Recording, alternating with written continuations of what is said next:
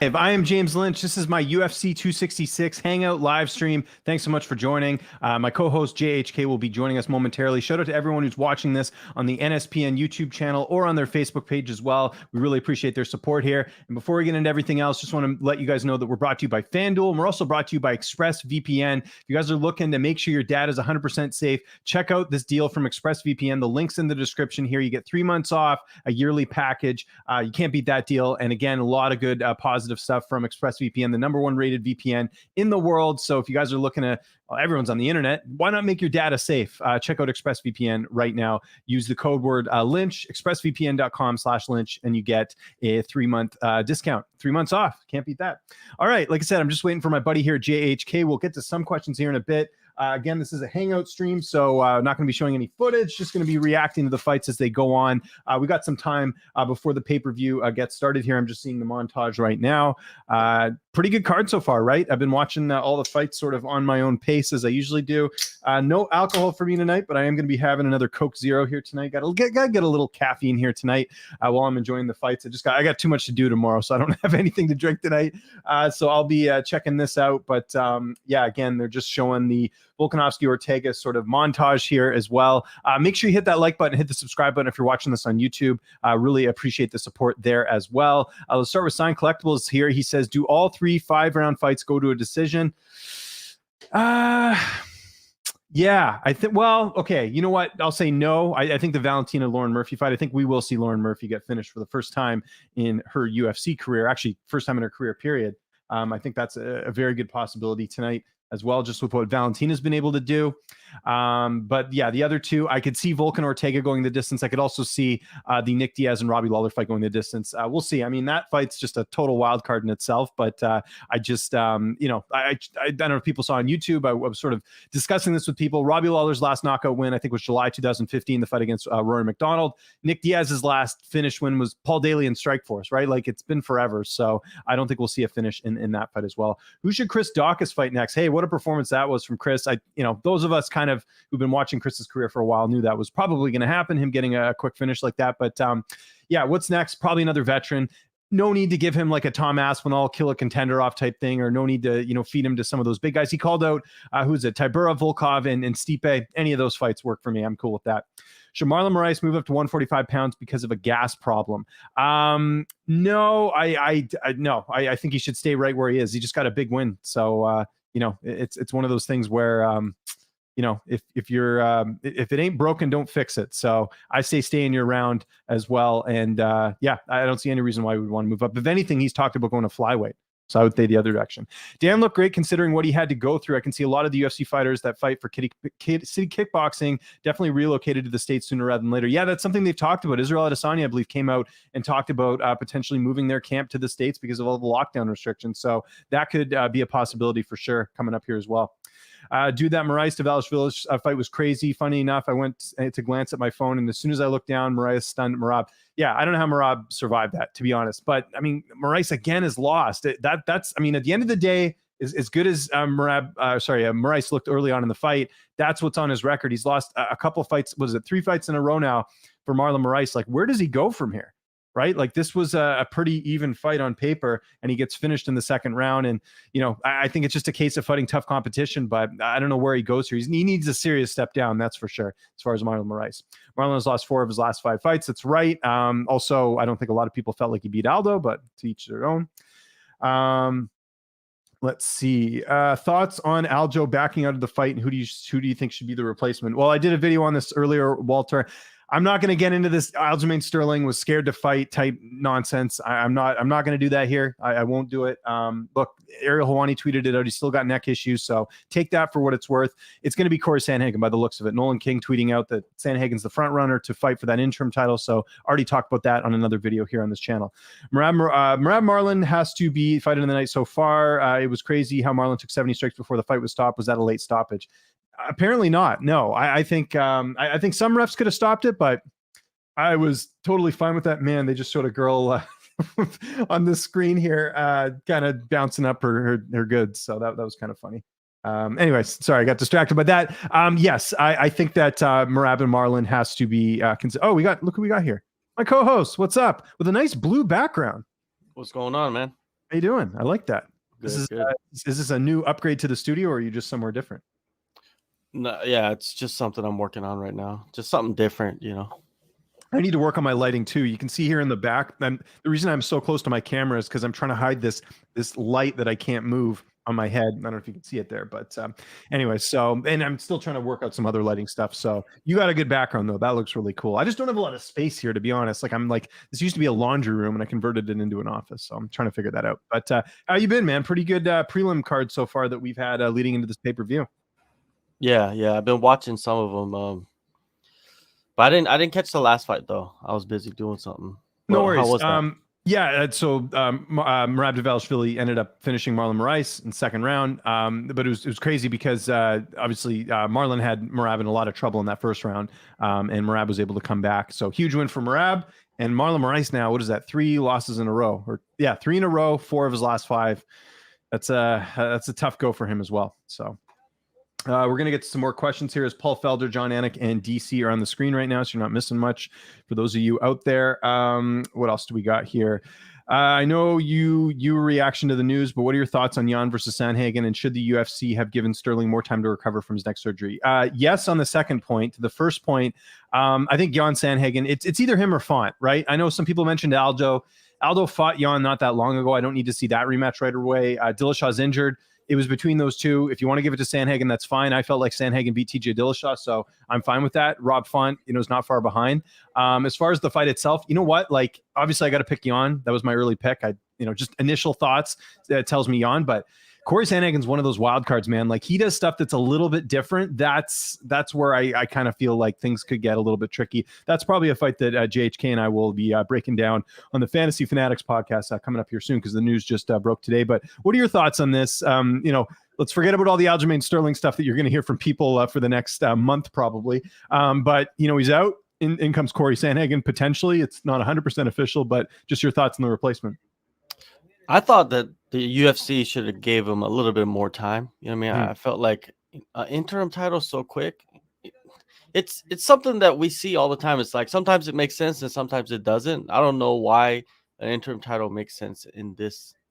I don't know. I don't understand. I think, well, because I already know we're going to get people coming in and saying, oh, it's because Aljo's a fake champ and all this. Look, the way the fight ended, I always said this. What they should have done in that first fight was they should have just vacated the title. Kind of like what happened with Davison Figueroa and Joseph Benavidez when Davison missed weight.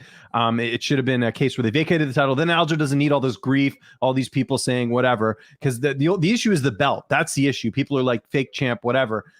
So from that perspective, I can see people upset, but these people saying that he was scared to fight, like these are civilians telling grown fighters who train for a living that they're scared. Come on. Like, let's get real here. So I don't want to get into that tonight because I know we're going to get a lot of people on that side. But yeah, as far as what you said there, I agree. But I think as well, the UFC, they don't like, you don't have McGregor and Jones and all these other guys fighting right now. You need headline pay-per-views. You need cards with title fights. So they just needed to get Jan in there. They absolutely rushed him. So I don't have a problem with it being an interim title just because of the way that fight ended. Right. So that's where I don't take issue, so to speak. And yeah, I think fans would just be outraged if it was not for a belt at all. So there you go. Do you think Hooker 2.0? Oh, sorry. Go. I didn't get your reaction there. Go ahead. Oh, I was gonna say anything. Go ahead. Oh, okay. Well, there you go. Let's talk about Hooker. Yeah. Do you think Hooker beats Benny? I think it's competitive. The way Hooker looked tonight was unreal. I kept telling people this. Actually, John, you and I both were on the same side on this. Like, the people who are writing off Dan Hooker, he's going to Bellator. You got to look at who they're fighting. And it's a clear case in tonight's example, and nothing against Nasser Hakparas, who I think is a great fighter. But when Dan gets that little bit of a step down, look how well he shines. People forget he was so close to beating Dustin Poirier, and like all of a sudden he sucks because he's lost a couple. This is what happens when you get proper matchmaking. I'll use another example. Dominic Reyes, I guarantee you whoever he fights next, if it is a step down, he's going to shine in that fight because he's not fighting Yuri Prohaska or Jan Blachowicz or John Jones. Fans never look at the opposition. They always look at, oh, he lost, he sucks, he's going to Bellator. Props to Hooker tonight who got it done. Nothing against Bellator either. It's just that's how fans are. They're so fair weather. It's like 1 minute they're all over fighters nuts, and the next minute they're telling them to, go fight in Bellator. So what are you going to do? But anyways, I thought Hooker looked great. What about you? Yeah, Hooker looked great, but he did get cracked. Yeah, a few times in that. That's fight. typical Hooker, though, right? I thought we saw the best Nasrat in that fight. You know what I Mhm. mean? Because he did, you know, he would, because after the second round, Frost goes in there and tells him, like, man, you need a finish. You got to go for the knockout, press forward. Told him exactly what to do. And he went out there and did it, man. Dan was just better, you know. Yeah. But I think Nasrat, he has a huge future. It showed you in this fight, I thought. Still pretty young, Nasrat, Yeah. that is, right? So can't put too much stock into that as well. But whoops, hold on. And what he went through, you know what I mean? Like his passing and all that. That's just. You can't multitask. We got our. I was just getting hit up by a manager asking me to do some interviews. I said, I'll get back to you. I'm doing a live stream right now. Tyler Butler, this looks amazing. What do you use to stream this on? We're using StreamYard. That's how the questions pop up. Shout out to StreamYard. Always doing a good job. For real. Let's get a couple more questions in here. As the I'm assuming we're gonna have it's Andrade and Calvillo, I think, is the first fight, right? So yeah, be looking at that shortly. Again, this is our UFC 266 live stream. Hit that like button, hit the subscribe button if you haven't already. We're going to be reacting to the fights. We'll try and go in depth as much as we can. John's probably going to be a couple seconds ahead of me like he usually is, but that's okay. We always work around that, don't we? So that's great. Did you like Cop Chris, the winner of Curtis and Yarzino, or against Volkov winner? Either or is fine. Honestly, I think unfortunately for Curtis, he's just, even if he wins tonight, he's still not going to be in that conversation of a contender because he lost a fight ago. And the division's just too deep right now. So you could give Dawkins that fight now and then say, you know, and mind you, Curtis still has to win tonight. Let's be clear about that. And then go from there. But yeah, I think that's the type of that's the type of opponent that he should be getting now, because he's just destroying all these guys, right? He needs to step up. For sure. Before I, give my take on that, happy birthday to Tony Stark. It's his birthday today, so saw you on the comments. I think Dawkins should fight Derrick Lewis. I think that's the fight to make. I think that Derrick Lewis doesn't have a fight. Give Dawkins a main event fight night, against Derrick Lewis. I think that's a good fight for both guys. You could really test Dawkins, and Derrick Lewis can get back in the win column with a knocking off a prospect, and not even a prospect. He's a contender now, right? So it's a fellow contender. Those wondering right now, we're still waiting for the first fight to start. So just seeing a crowd shot here right now, as far as what I'm looking at. Let's keep the questions going. Next week, Bellator MVP or Lima. I'll do a full Bellator preview on my Patreon this week, patreon.com/LynchOnSports. But I like Lima in that fight all day. I think he gets it done. MVP's good, but every time he gets that step up, he tends to not do well, including the first Lima fight. So I'm going with that. Yeah, man, Lima. I don't know. It's hard to say. Is Lima on like the downward trajectory, or is he just like He's fighting good guys, right? Yeah, he's fighting good guys. He's fighting the best guys at Bellator, right? And his last opponent was really, really good. But I don't know. I like Lima in that fight too. But I just think like MVP, this is his chance to shine. Let's see what he can really do, because if he wins, he's probably going to get a title shot, you think? Oh, yeah, absolutely. They'll push him as much as we can.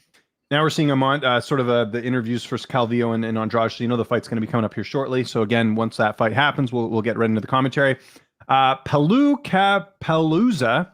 Don't know how you say that, but thanks for the donation. Really appreciate it. And if you else are feeling generous here tonight, we do appreciate donations. This is some of the best commentary on YouTube. I bet big on Lawler. No way a guy can stumble out of the club after 6 years and compete in the UFC. After hearing the fight went to middleweight, after hearing Diaz's interview with Brett Okamoto, and I got a lot of flack for that video I did a reaction video to that interview. I think Lawler should win. I mean, there's too many question marks with Nick here. And, I also feel like people forget that, I don't think we're going to see the Nick you're used to, the Nick that fought BJ Penn. That was ages ago. I highly doubt we're going to see that Nick tonight. I think, and granted, Lawler's not the same Lawler either. The Lawler who fought Rory McDonald, if he had fought Neil Magny last November, he probably beats Neil Magny. He probably finishes Neil Magny. But that doesn't happen because he's new Robbie Lawler. I've taken a lot of damage in my career, Robbie Lawler. He's, not welterweight champion anymore, Robbie Lawler. So they're both question marks, but I'll always take the guy who's been more active, and that's Lawler in this case. So I'm going Robbie Lawler. He should win, but again, that's a huge question mark, that fight. Yeah, I think I'm gonna switch to Robbie Lawler too. I like Robbie Lawler in this fight. Like you said, man, Nick, it seems like he's absent. Yeah. Like press conference, he's just unique in his own ways. But he's always done that, to be honest. Yeah. The thing that caught me, though, was the weight thing, right? Like, to me, you knew about this fight well in advance. and you can't make, and this was something I said, was that he hasn't made weight. By the way, Calvillo coming out right now. Diaz has not made 170 since 2013. He fought Anderson Silva in 2015. That's 2 years apart. So he hasn't fought even longer in that weight class. I knew he would have trouble. And then we hear that he wants to move up. And if you're Robbie, what are you going to do? You can't say no. And Robbie's the guy fight anytime, anywhere. So he really doesn't have a say in it. And people are like, oh, that's a big advantage for Diaz. I disagree. Lawler used to fight at middleweight in Strikeforce. People forget that. He fought Melvin Manhoff. Do you remember that?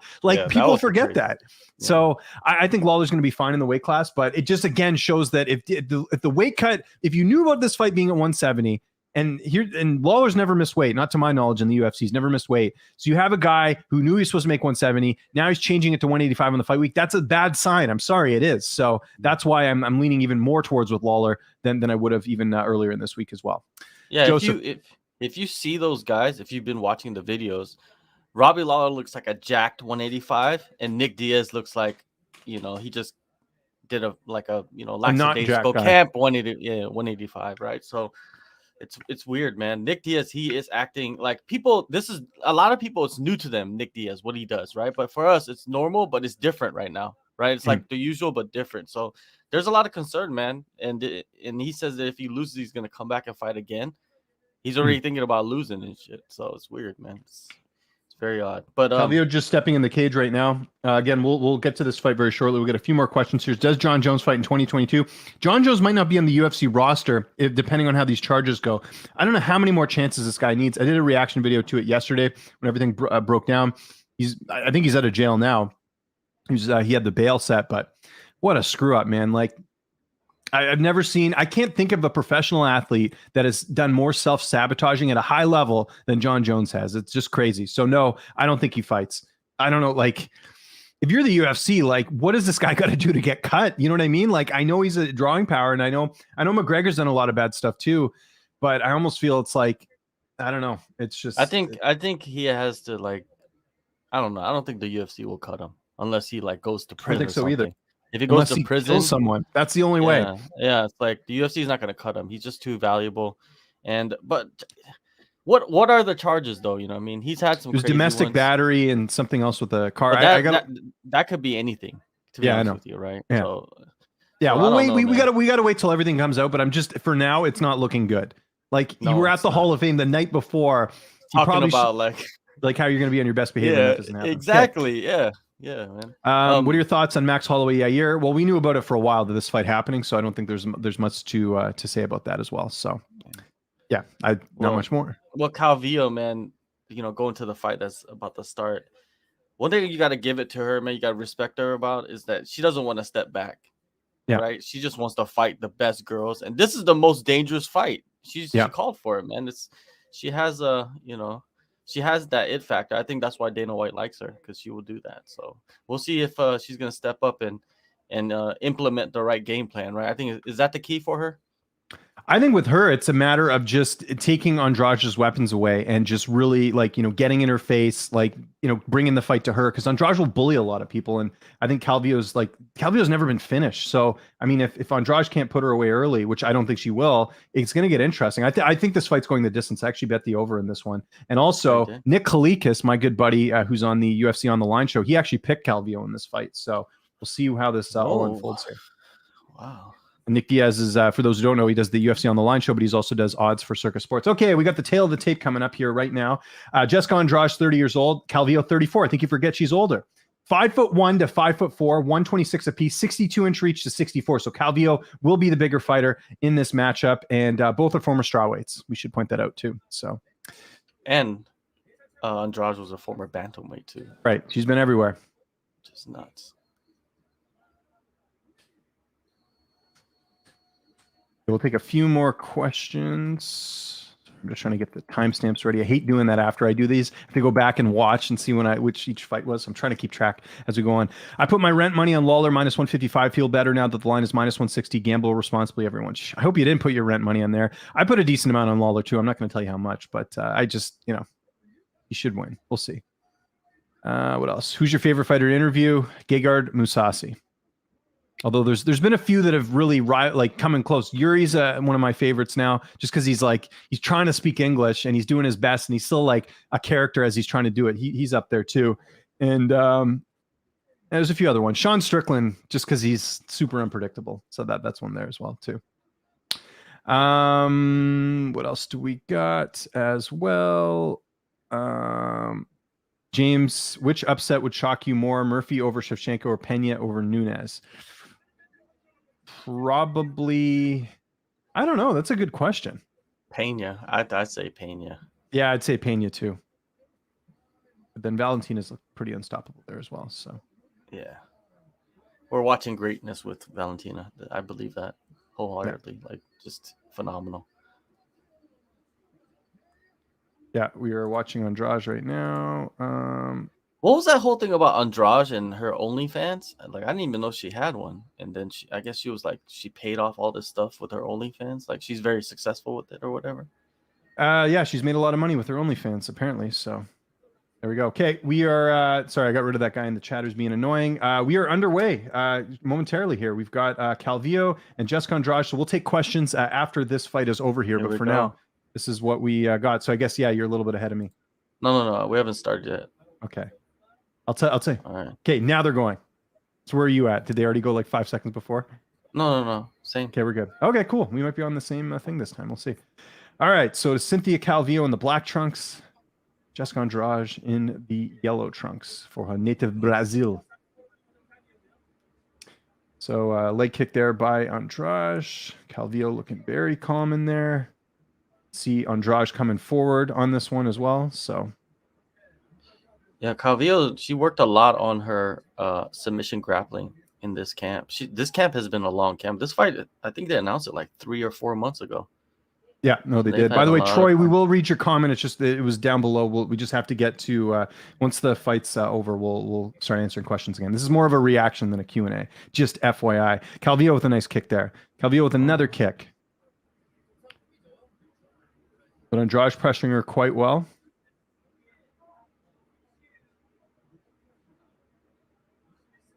Cynthia really using those kicks, and she's landing. Bro. But it's like you're playing the danger zone right here. Yeah. Andrade coming forward. Oh, yeah. Nice left, nice right. Got cracked. Yeah. Andrade landing a few bombs. This is where Andrade is, very dangerous, obviously, is these early rounds, right? Yeah. Got my butthole is tight. And didn't need to hear that, but anyways, no, but yeah, Calvillo landing some shots as well, but nothing significant. Andrade is the one. It's kind of, this reminds me a bit of Weili and Joanna, where it's like, Andrade is landing the more power punches, and Calvillo is just landing kicks, but they're not really doing much. But maybe they're counting them. You never know. But she's doing pretty well on the feet, though. Actually. Yeah. I mean, she's not afraid to stand. I mean, she called out Andrade, right? Like that's a key thing here. Another nice kick there by Andrade. So she's now switching up the arsenal. Nice body shot by Calvillo.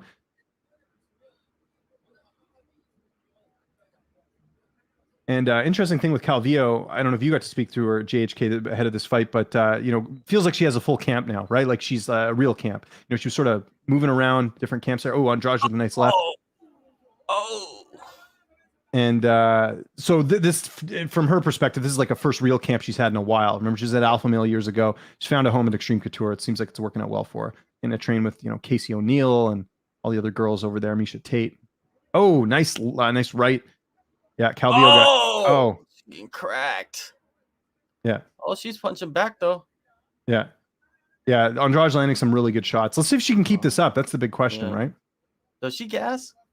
Calvillo, I feel like maybe the Marina Rodriguez fight she did a bit. Was it Rodriguez? What's the fight I'm thinking of? I think that was 115. Yeah, but I'm just thinking, no, it was 115, but I was just thinking of an example of her gassing. I feel like in that fight, she might have gassed a bit. Just going off memory.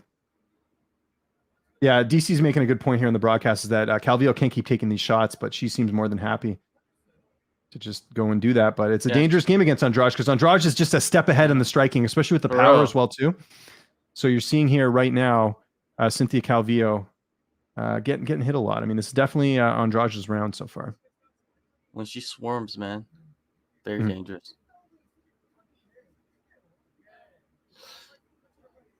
Okay, so I guess this is going to be the fight for three rounds right here, just like this. Yeah, pretty much. She's not really mixing in any wrestling or anything like that.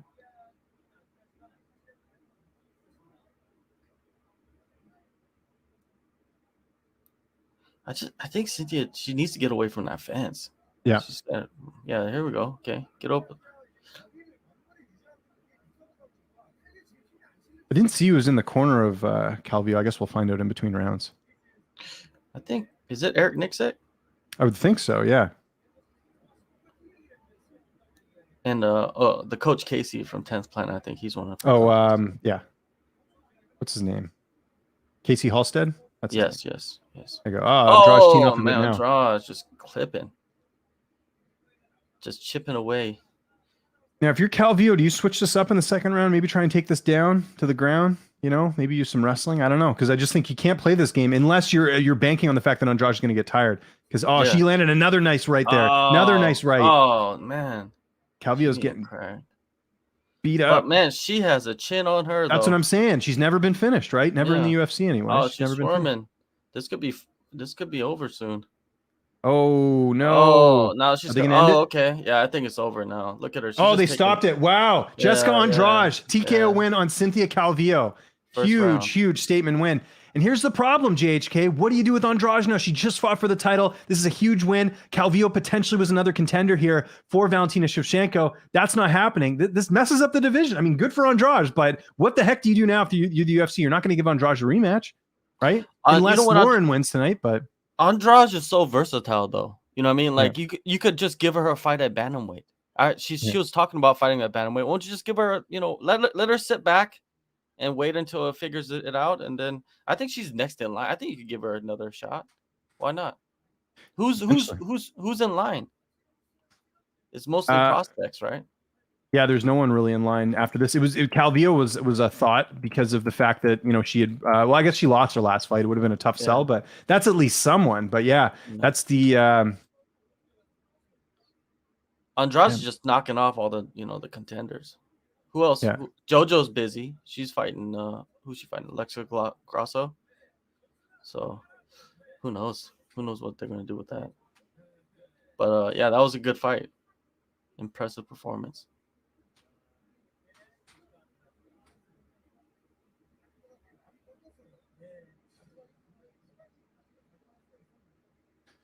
Guys, just look at the questions in a second here.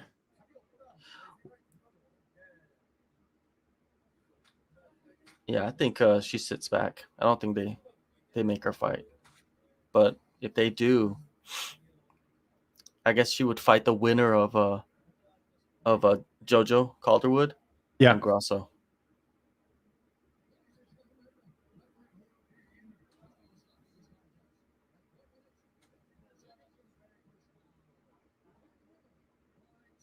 Yeah, so Jessica Andrade, you can see there, getting the win, getting back in the win column there. For real.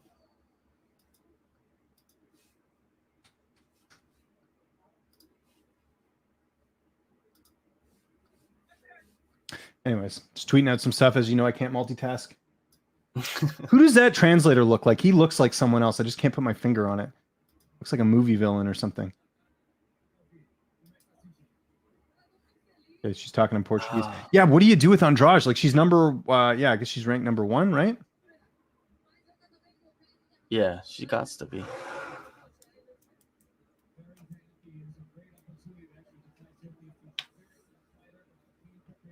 Yeah, so just showing the replay here. So it was a straight right and then a left.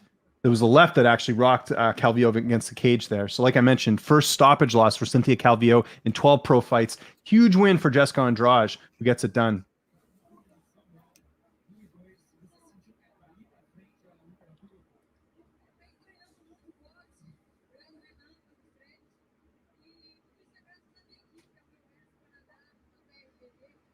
Seeing if she calls out anyone or who does she fight next? Like, who's someone she hasn't fought? She's fought everyone, right?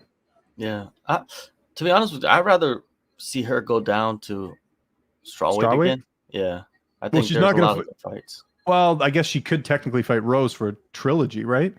Yeah. That's an option. But Rose is obviously fighting Wei Li.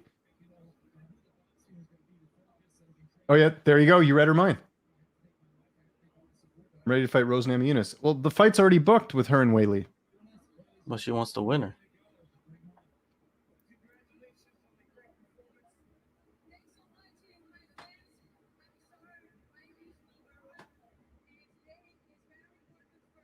It's her birthday.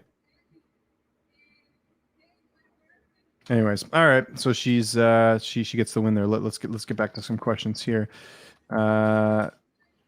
All right, let's get to the questions. Minus that guy earlier who I was reading his other questions. I was like, this guy's just wasting our time, so we don't even need to answer his questions. What else do we got here? I'm worried about Nick Diaz. I mean, that's a valid argument. So hope you're doing well as well, MN. Don't sleep on Andrade. I don't think anyone was sleeping on Andrade. I think we both picked Andrade in this one, right? So yeah, I gotta look at my Fanatics app. Yeah. The only interesting fight for Valentina right now is Amanda Nunes. I don't disagree with that.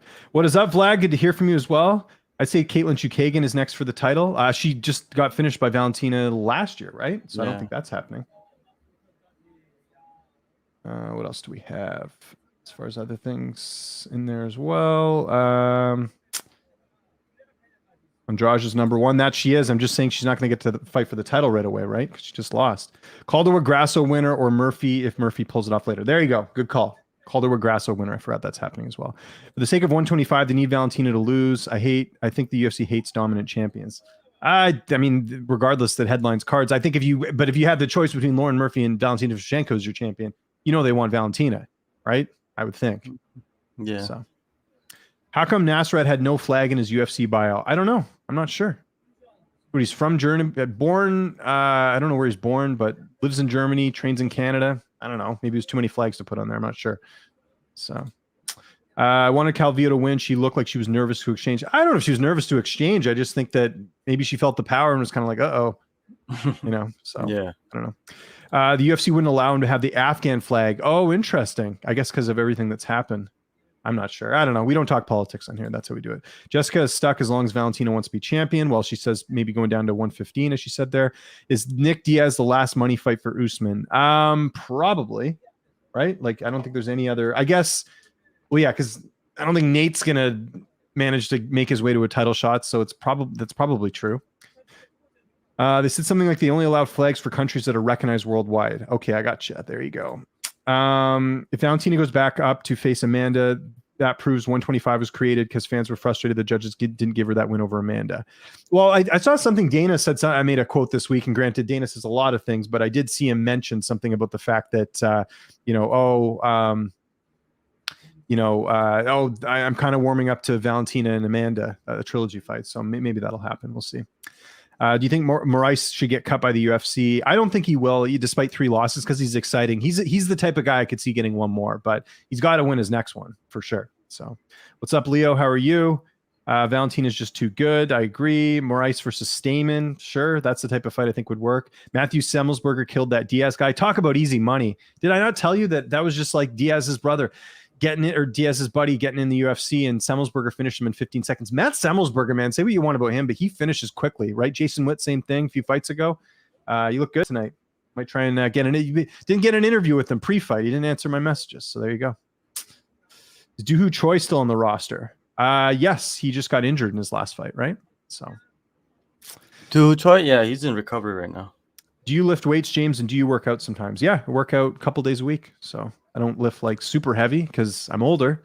It's not smart to do that when you're older, but I do my weights about 3 days a week, do some yoga, do some running. Got to keep in shape, I know I don't look it, but this is, if I didn't work out, I wouldn't look like this. So just the fact that I even look like this is just like, barely getting by as like, a decent looking dad. So we got Blades and Rosenstrike up next. They're just showing Nick Diaz in the locker room right now, pacing. Nothing really good there as well. Let's keep it going. Are people sleeping on Oliveira? Poirier got all the McGregor hype on him. I don't know if you can say they're sleeping on it because the fight's not until December. So, I'm excited for that fight. So, not really much to say there as well. All right. I'm nervous for this fight. I'll be honest here. I know both guys have interviewed both, but Curtis, I know especially well, dating back to the RFA days. And, I just worry about this matchup. And I guess it's like any heavyweight fights, right? Because they've got knockout power, but that's, because here's the thing. If Blades wins this fight, it's all good. He's going to live, he's going to continue to be on the path he was on, which is just below getting a title shot. If he loses though, that's detrimental. Now I know he did get a new contract, so that's good. He's got four fight new deal. So obviously the UFC sees something in him. Rosenstrike, like on paper, Curtis should win this fight. He is the better, more well-rounded fighter. I just worry about the fact that he's been knocked out by Ngannou twice and now Lewis. And the Lewis fight was like he was knocked out cold. Ngannou was knocked out, but he was able to get up after. So we'll see if Blades is able to use his wrestling. Rosenstrike's coach is one of the best wrestlers we've seen in MMA, and King Mo. So we'll have to see how that all sort of comes up. But big fight here for the heavyweight division. And to be honest, Rosenstrike's kind of in the same boat where, same thing. He's got that fight, fought Gane, he fought Ngannou, and then he's faltered. So they're kind of in similar spots. Good matchmaking here by the UFC, but we'll see how Blades performs here tonight. So what else do we have as far as other questions? Will you be talking to Nick Maximov after the good win? Yeah, I can look into it. I got a busy week, actually. I got a ton of stuff booked early next week, so I will do my best. Dawkins Shamil stoppage was bad. Yes, very late stoppage on that one. Yeah, there should have been like 3 stoppages. Yeah, for sure. Do they throw Marlon Moraes against O'Malley? Not a chance in hell. No. Because you looked, I think most 35ers would have got knocked out in that first round against Marlon Moraes in that fight. You don't risk that with O'Malley, right? And the thing is, Marlon's not even like a huge name right now. His stock's as low as it's ever been. O'Malley's going to fight someone that's like I think the Brian Kelleher fight actually makes a lot of sense here because Brian's someone that people know, right? He's been in the UFC for a while. I think it's a winnable fight for O'Malley. Nothing against Brian. I think Brian, is very well rounded, but you just look at the speed and power from O'Malley. I think that's a recipe for a win for him there. So not entirely sure, but yeah, we'll see. We will see.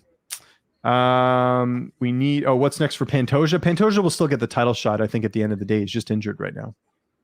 This is make or break for Blades. It's make or break for Blades in terms of being a contender, yes, but he's not getting cut. Like people, I know, so Blades either wins or he gets knocked out. Probably, yes, I agree. Do you agree that Curtis gives Gane his toughest challenge? No, I think Francis gives Gane his toughest challenge.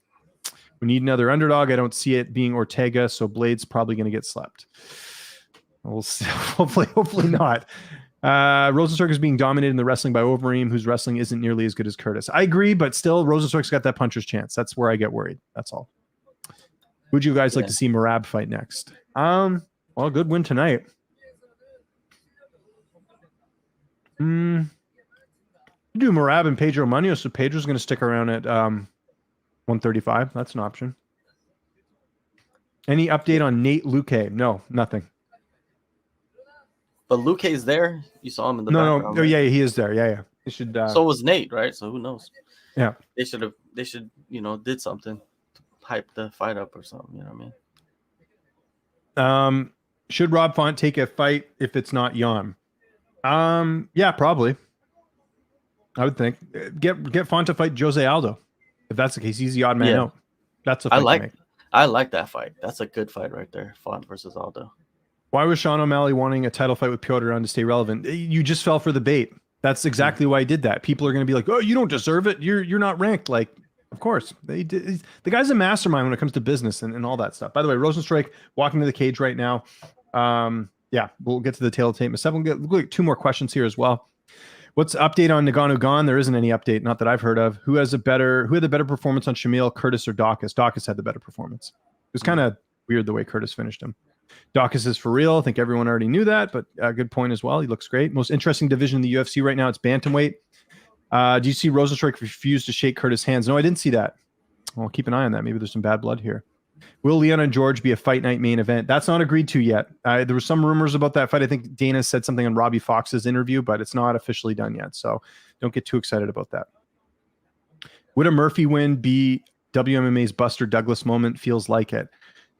Nah. Yeah. Well, you know what, though? If you think about it, like you think where Murphy was when she was like let's go back to when she fought at bantamweight prior to Tough. I mean, I don't think people expected much of her. It's actually pretty remarkable she's got a title shot. If you think of the run that she's gone on, all of her fights have been pretty close. Like she's really had to grind her way up. It's not like she had like one impressive win and she got a title shot. It was a series of, really close fights that got her to that point. So I don't know. It depends how the fight goes, right? Like if she knocks out Shevchenko, which I doubt's going to happen, that would be a Buster Douglas because Buster Douglas knocked out Tyson, right? So that's I would sort of go to that as well. Can you interview Paulo Costa? I don't know. I can look into it for sure. Yeah, but probably not. Just because I don't know how. Like I think Waleed manages him, right? I'd have to get in touch with him. What's your prediction? I have Blades winning a decision with his wrestling. Who wins, Merab or TJ? TJ wins that fight.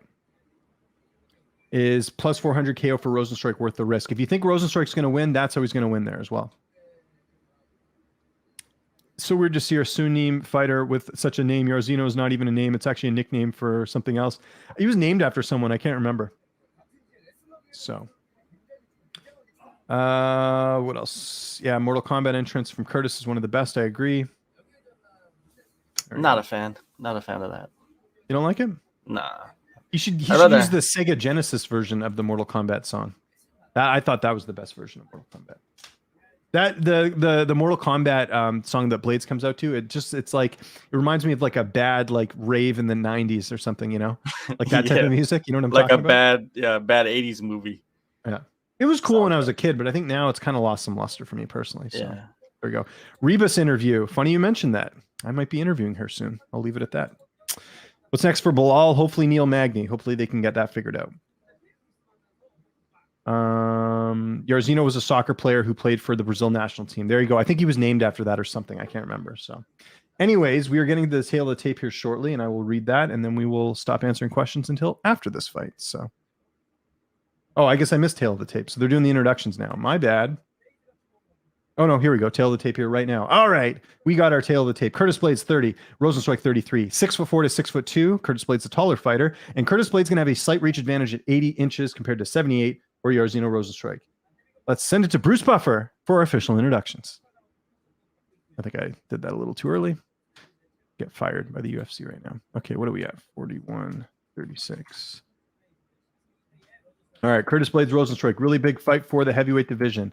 The winner will go on to greatness and be a contender in the division. The loser will have to fight Parker Porter or someone. You know what I mean? Like that's where we're at this point. Parker Porter. Nothing against Parker Porter. I'm just saying that like they'll have to fight someone that's a little bit lower. Probably not Parker Porter. Someone shout out to Parker Porter. You know I think he's on back-to-back wins now. You know what I mean? So he's doing pretty good for himself. But this fight, man, I think everybody feels the same way. Jairzinho by knockout or Curtis by decision. Right? So I'm taking the Jairzinho by knockout. I think that I'm taking my chances with that. You know what I mean? But Curtis, man, Curtis is just such a nice guy, man. Like if he implements that wrestling, like if he does what Calvillo just did, then he's gonna get knocked out, right? Of course, but I mean, that's like go back and watch like Andre Arlovski and Brett Rogers. Like Brett Rogers' only way to win that fight was to knock out Arlovski, and he did because Arlovski, the dummy, didn't bother to take it to the ground against Brett Rogers. So we'll see what Curtis does. Oh, it's more of like what does Curtis do? That's gonna determine the outcome of this fight, right? It's got to get the takedown. Just go for the takedown. Play it safe, man. You need to win this fight. You can mess around in other fights. This is not a fight to mess around in. No. Yeah, Jairzinho seems like he has like that death touch in his fist. Doesn't even seem like it hits him very hard, but they just get knocked out. Here we go. We're underway. Green trunks for Jairzinho, black trunks for Blades. Blades with a nice left right there. Blades with a nice kick. Rosenstrike coming forward. Oh. That's what he wants. That's what Rosenstrike wants. He wants that forward action. Yeah.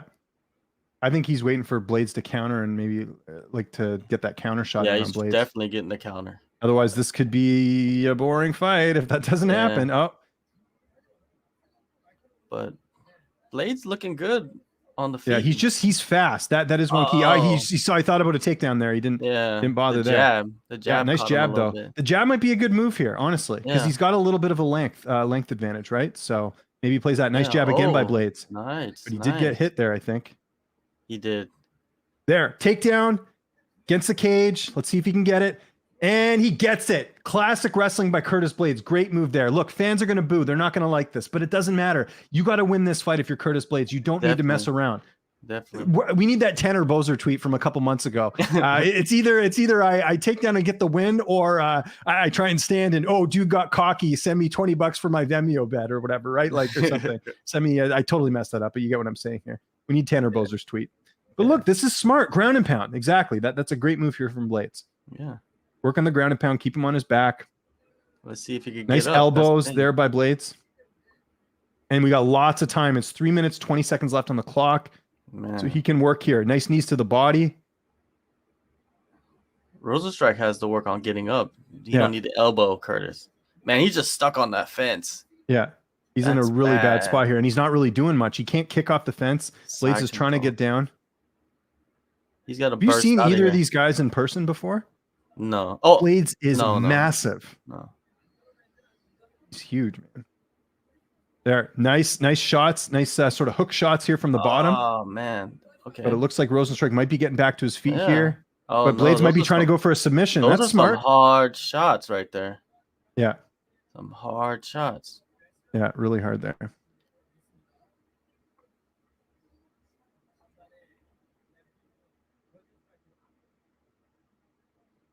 Yeah, some more good shots here. This is all Blades right now. Nice knee to the body.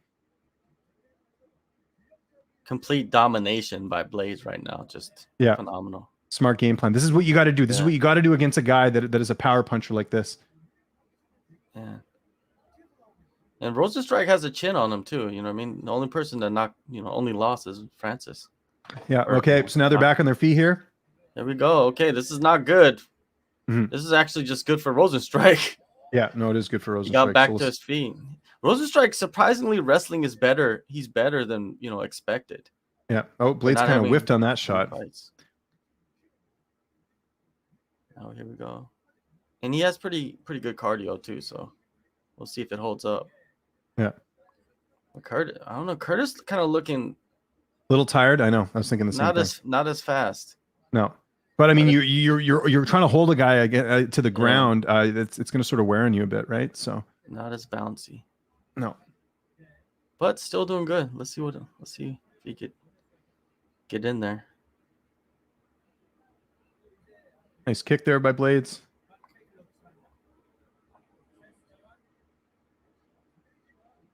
Nice jab. The jab's been working really well for Curtis tonight. Yeah, he's definitely utilizing that reach really well. And what that does as well is it puts Rosenstrike backing up a bit. He's not able to sort of land one of those big shots, right? He needs to load up on that. If you're jabbing the guy, you can't really get him in position, or he can't get in position to throw that good shot. So, what he needs to do is he needs to time the jab when it's coming in. Okay.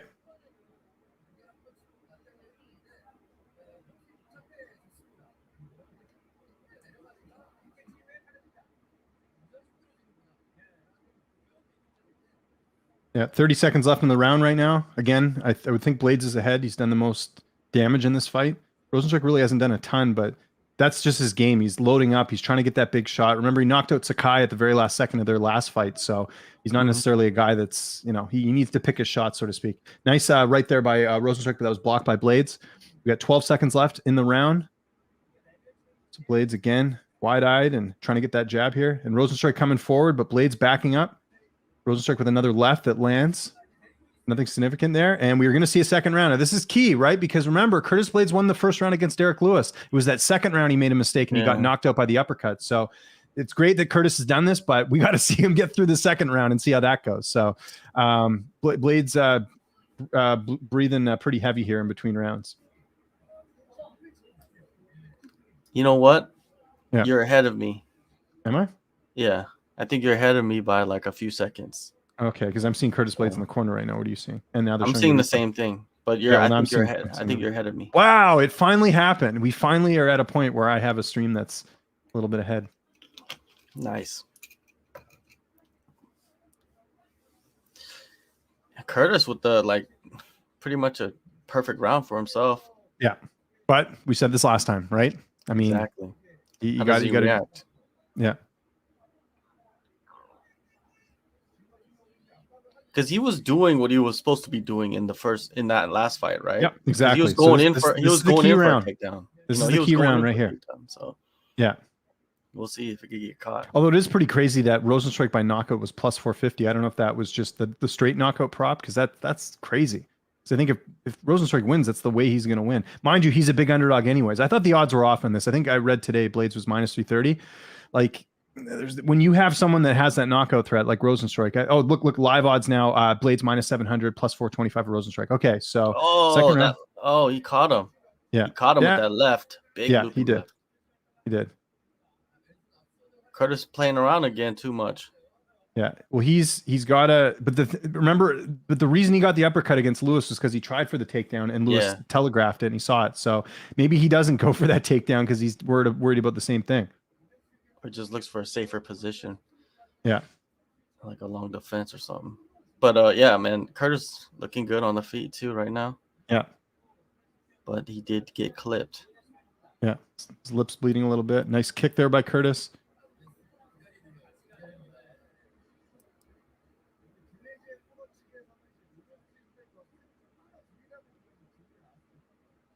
Not much happening here right now.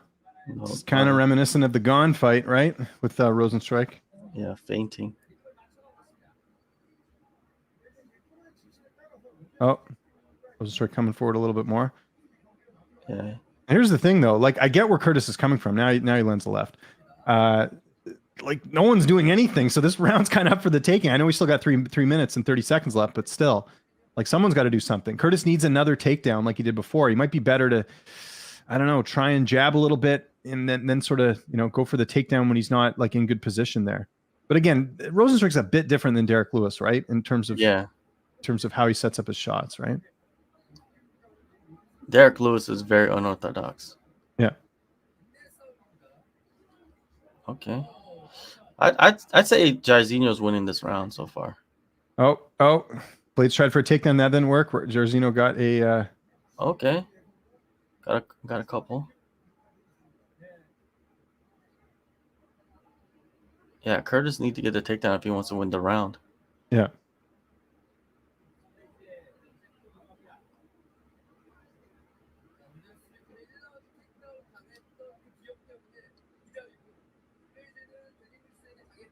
It's actually a pretty good fight, man. Yeah.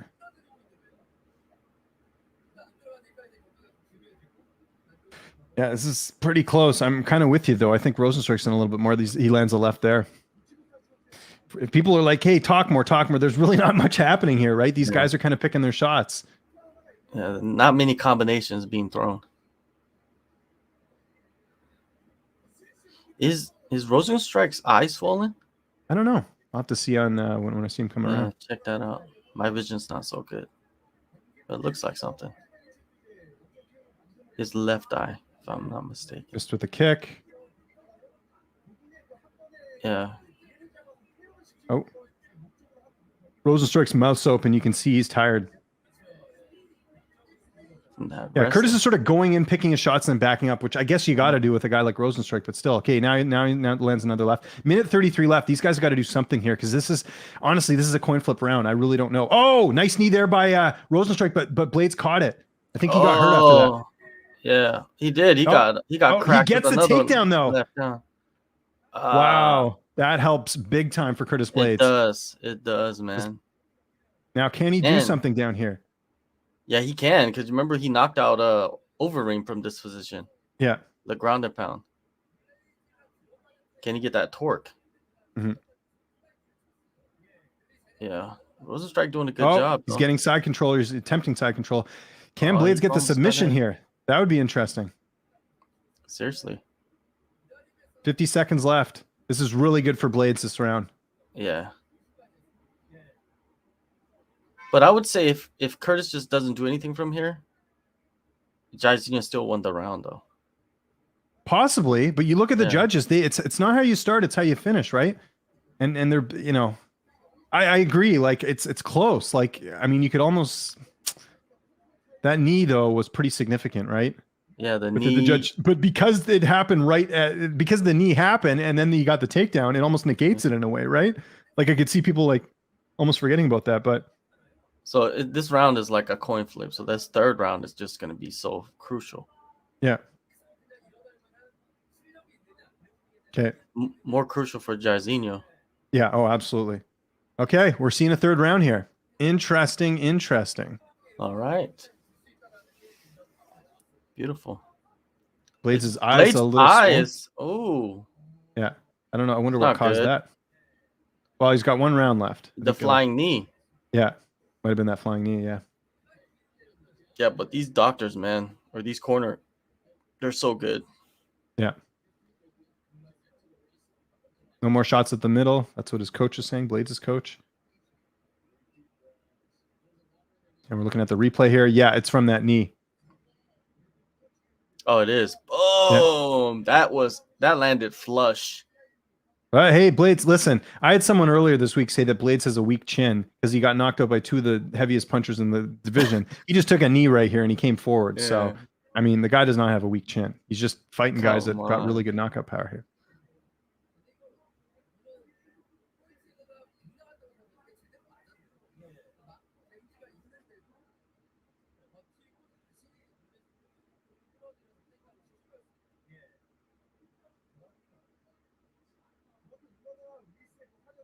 Yeah, so Blades right now, his vision's impacted. So it's going to be really interesting here to see what happens in this round. But if Blades can do what he did in the last round, get that takedown like he did, if he can get it even earlier, that's really going to help him. Because we know Rosenstrike's basically, he can't do anything when he's on the ground.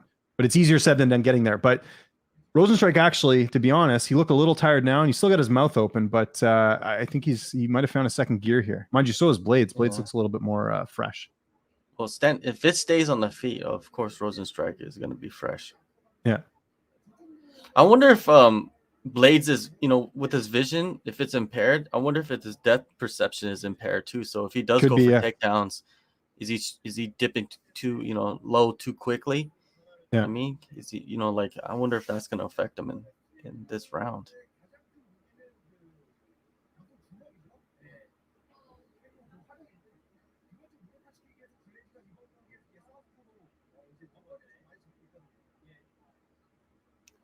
So we got a lot of swinging, but a lot of missing too from both fighters. Yeah, not much happening in this third round, in case people are wondering.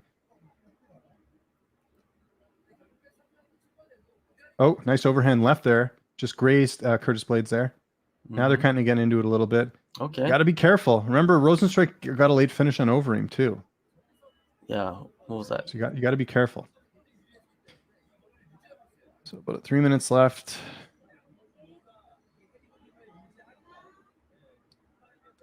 Lots of feinting in the center of the cage. Yeah. Lots of feinting. There was like a nice leg kick. Solid 10 seconds. Oh, does he get the takedown? He gets the takedown. Oh, but then he flips over. Oh, and Blades. Oh, great move there by Blades. So they kind of bounced around a little bit, and Blades now gets on top. Okay, Blades just has to sit in here, and he's got the fight won. And again, I know this isn't pretty, ladies and gentlemen, but at the same time, if he stays and stands, you're literally standing with someone that can land a bomb and end the fight at any time in Rosenstrike. So this is a good move here by Blades. Use the ground and pound, like JHK mentioned. That's how he finished Overeem, right? He's doing it. He's doing it. So yeah. Oh. So Blades is back up. He's standing. Might be getting back up. Up kick. So Blades trying to, smart. So Blades is now on top of him again. He's trying to get side control. Man, Jairzinho should have tried. He should have tried to get up right there. Yeah. Now he's stuck. This is not good. Yeah, I think Curtis. He's gonna stay here. He's going to try to advance if he can. Why wouldn't he? Stay there, lie there, chill out. Yeah. Win. Yeah. You got to get the W. Oh, that was a nasty elbow. Yeah.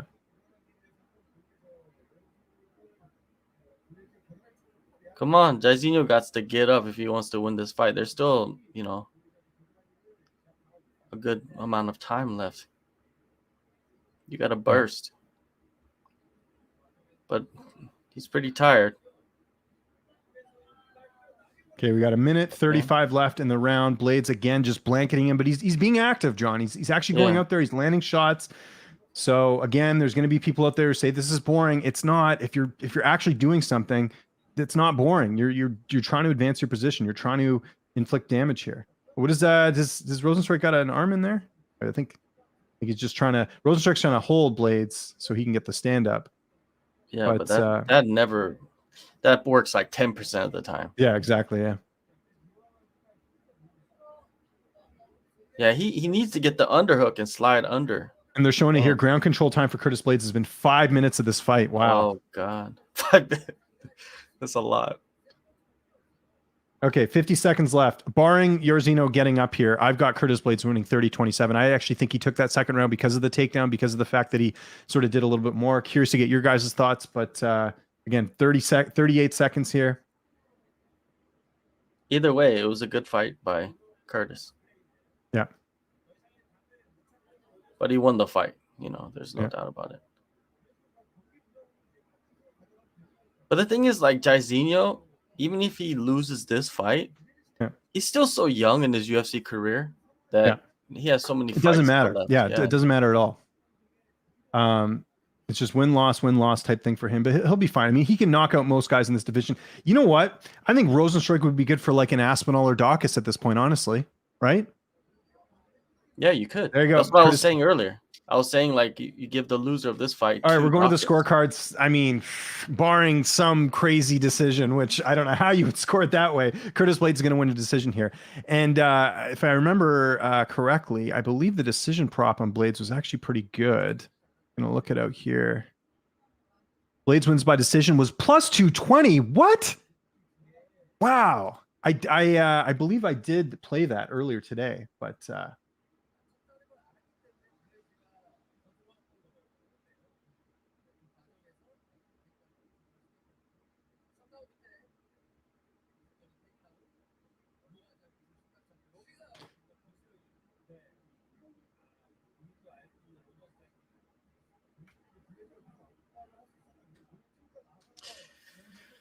where does Curtis go?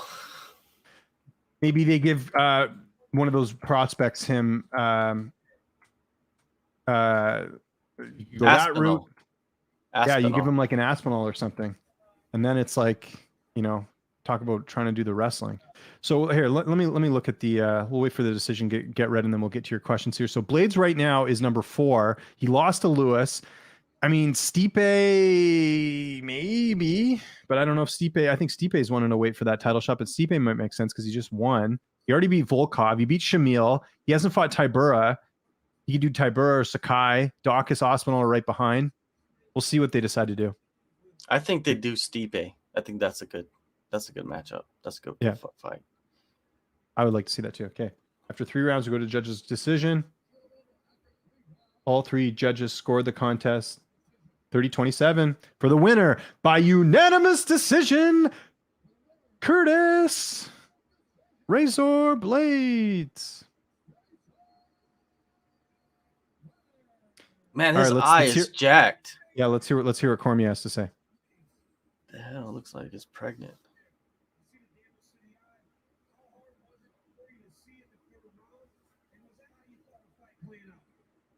Third round was pretty hard to see. Felt the outside as well. Had to play it safe. Didn't want to get hit by a punch out here to see. I know the fight not the type that came wanted to see, but had to put out, had to get grinding, get that there. You're back in the win column. Who do you want to fight next? In the division. Who would you like to fight next? I want winner or loser of Gane and Ngannou. Give me Stipe, give me John, or give me the loser of Gane and Ngannou. I mean, he's got a point, right? If you look at his ranking. So we'll see. All right, let's get back to questions here, everyone. Let's see. Sorry, just making my timestamps here, so we're good. All right. Who's got questions? Let's get to them here as they're showing Vicente Luque in the crowd for some reason. Okay, I did see Jeremy's comments. Favorite prelim fight, definitely the fight with Merab and Marlon Moraes for sure. What's cracking? Good to hear from you. Good. By the way, they're showing Mark Coleman on the screen. Good for him. I remember seeing him at a media day back in 2019, and he was definitely had some drinks in him. So good to see him sober. He's looking a lot better too there as well. Let's see the questions. Let's keep them going here, everyone. I think people say boring because we have been treated to the big boys are done in 2 minutes. If heavyweight goes to the judges, it's boring. Well, we've had some fights that have gone the distance that have been good. What, Bigfoot and Mark Hunt, right? So yeah.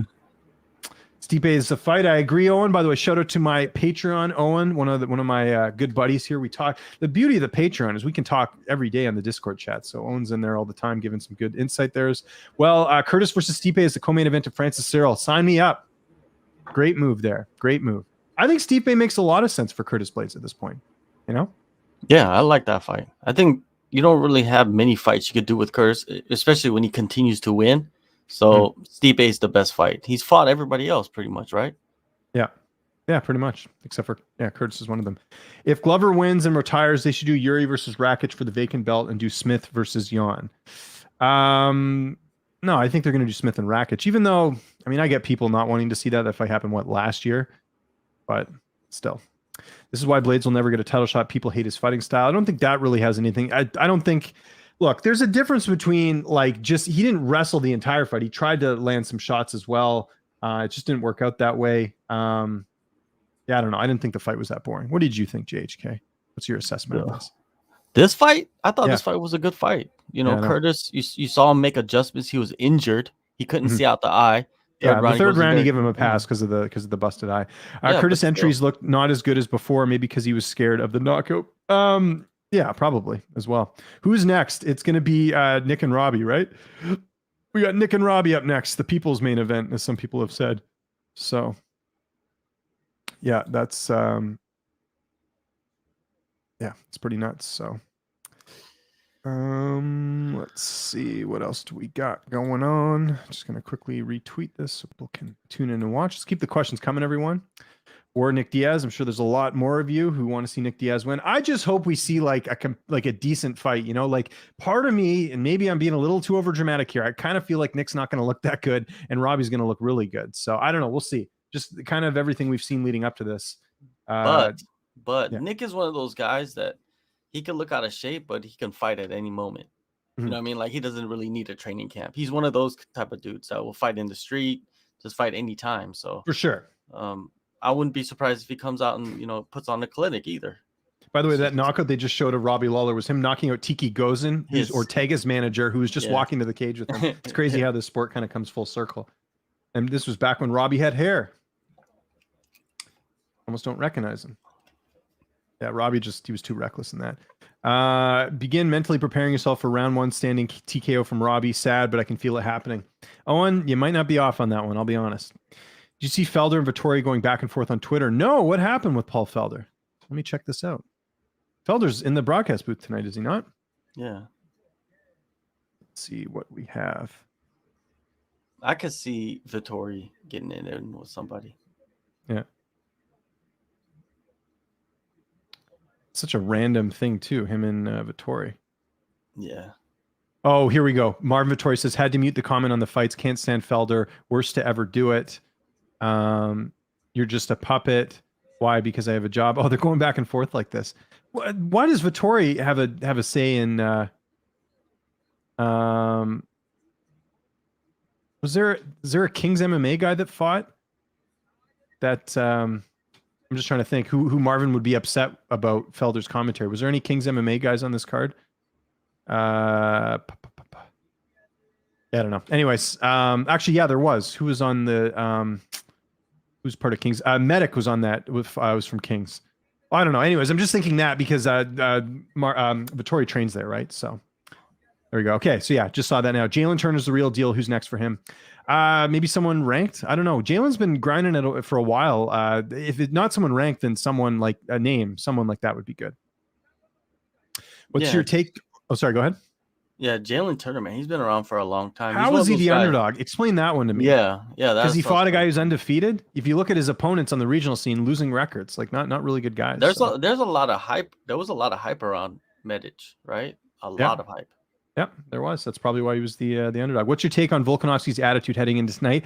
I'm a tad worried. He seems a little annoyed, which, you know, can be good or bad. But you remember like angry Ronda Rousey when she fought Holly Holm and it totally backfired? Like, I'm not saying that'll happen tonight, but you know, you do wonder because Volkanovski he's never had, and this is something I asked him in my interview with him, is like, you've never really had an opponent that has, you know, got under your skin like this before. Not that I remember. Like, Holloway's been pretty polite. Sorry, I hate to pause questions here, but I think, is it Nick coming out first or Robbie? I got to see their entrance.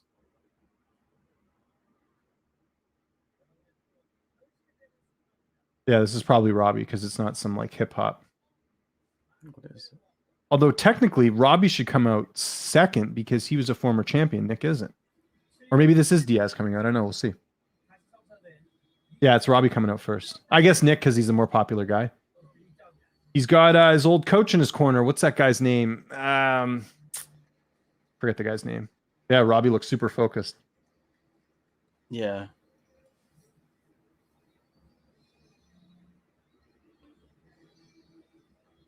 Okay, so Lawler's coming out. It looks super focused. No surprise there. We'll get a few more questions. I want to see Nick's walkout, though, just for the hell of it. I like Rafael Alves for Jalen next. Sure, that makes sense. That takes well. Robbie took Rory Soul. Rory still got a Bellator title in between there, but still. Blades is only 30. He's fought straight killers in his division. I can see him getting a title shot at some point, especially if Gane is champ. I would agree with that. Will Nick Maximov beating Cody Brundage help Diaz beat Robbie Lawler? No, I don't think it matters. Thoughts on Dawkins' victory? Yeah, I mean, he's the real deal, man. He is definitely someone that is going to be some. Him and Tom Aspinall, those two guys are big problems for that division. Just looking at it there. Diaz is going to get TKO'd. Sad, you can tell he's off. I have that same mentality as well. What happened to Walt Harris? He's supposed to fight Tai Tuivasa. Not sure if they rebooked that as well. Vittori also called out DC's commentary before. Marvin's kind of bordering on that kind of unlikable kind of thing. You know, he complains about a lot, like him thinking he beat Izzy. Like, come on, go back and watch that fight. But he's always been like that. He's been kind of off-putting. You know what?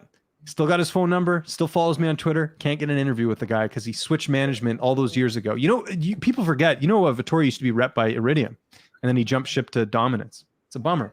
Could have done an interview with him. Not now, but what are you going to do? Okay, we got Nick coming out right now. Sorry, guys. We'll hold off on the questions for a second here. I got to see Nick Diaz come out here. First time in 6 years. Back when Nick fought last, I wasn't even living here. I was living back in Toronto, my old condo. I remember watching that fight against Anderson Silva back in 2015. I had just gotten married. Or no, had I not been married yet? Wow, is that true? Let me just see here. What was the date on when Nick fought? I'm going to find this out right now.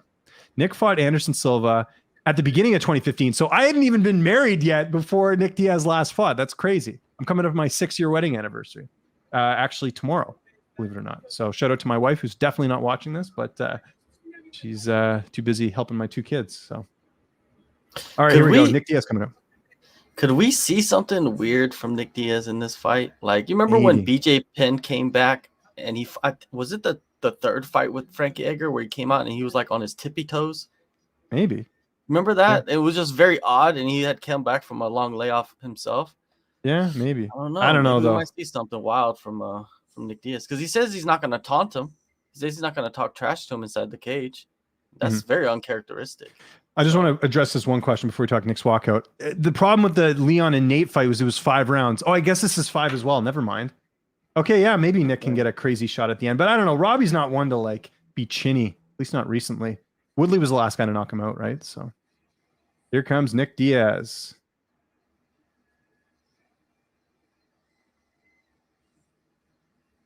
Now, here's the thing, and I got to just point this out. If Nick Diaz wins tonight, John, he might end up fighting Usman, and I think that's ridiculous. But let's be honest here. I've always said this to people. If you could go do a job and get paid more to do it and it's easier, or you could get that paid in that same job and get paid less or get paid what you're normally paid and have harder work, you're going to take the easier job. That's what that would be with Nick Diaz. I mean, it's a stylistic nightmare matchup for him. Like the reason this fight's actually interesting is because Robbie's probably not going to wrestle Nick Diaz. He's probably not going to take him to the ground. They're going to stand and trade. So but the Diaz's brothers' kryptonite has always been wrestlers. Always.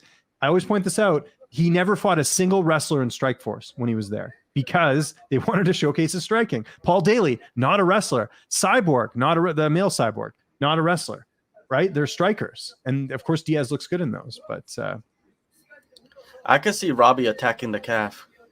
Possibly. Hey, Cesar Gracie in the corner. Right away. There you go. Yeah, Nate in the corner. Everybody's in the corner. Who is that? The guy that beat up the dude at the bar. Who, Joe Schilling? Yeah, isn't that Joe Schilling too? It does kind of look like him, yeah? Yeah, it does. Tattoos match up. And I see a lot of UFC fighters in the crowd. I see Dan Ige back there. It's fight week, right? It's international fight week, yeah. So it must have been some events going on. Mm-hmm. So pissed I can't leave. I haven't been to friggin' UFC. I haven't been to T-Mobile since Usman and Covington won. It's crazy, man. Yo, props to all the media members that are like out there and that have been out there for the last year and a half. Yeah. With all this like restrictions and regulations and everything going on. I think they're lucky to be honest. I'd be that's what I'm saying. Shout out to all those people that took advantage of that, man, because you're getting good opportunities right there. Yeah. All right, we are getting this fight started here. Let's see the clock.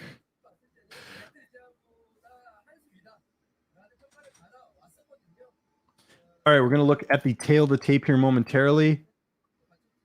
So here we've got Nick Diaz, 38 years old, Robbie Lawler, 39. You forget that Lawler's older. How crazy is that? 6'1" for Nick Diaz, 5'11" for Robbie Lawler. So Diaz is going to be a little bit taller. Diaz came in at 185.5, Robbie Lawler 184, 176 or 76-inch reach for Nick Diaz, 74 for Robbie. So Nick going to be a little bit bigger, but I want to remind people, Robbie fought at middleweight in Strikeforce. So this isn't like a foreign thing for him as far as him fighting at middleweight. This fight is 5 rounds in the UFC welterweight division, or middleweight, sorry. Just look at their physiques and it'll tell you, like, you know, who's in better shape. Lawler, Lawler looks ripped, man. Yeah.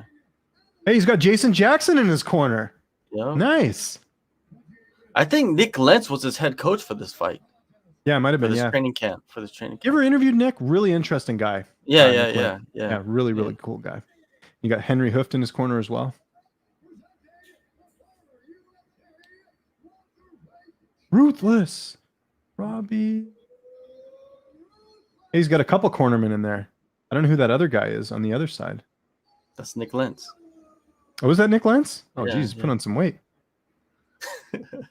He's retired, man. Yeah. You know, you gotta enjoy life. Yeah, do you remember for like, we would always see, like, you'd always find some like clout scraper on Twitter being like, grab a Nick Diaz photo from Instagram, be like, can you believe the shape that Nick's in? Now he's here and he probably looks as worse as he's looked, you know. Maybe there's an injury. There could be a variety of reasons as well. Did you see this? Some guy bet $7,000 on Nick Diaz money line. Payout is 16,800. Well, we'll see. MC Hammer.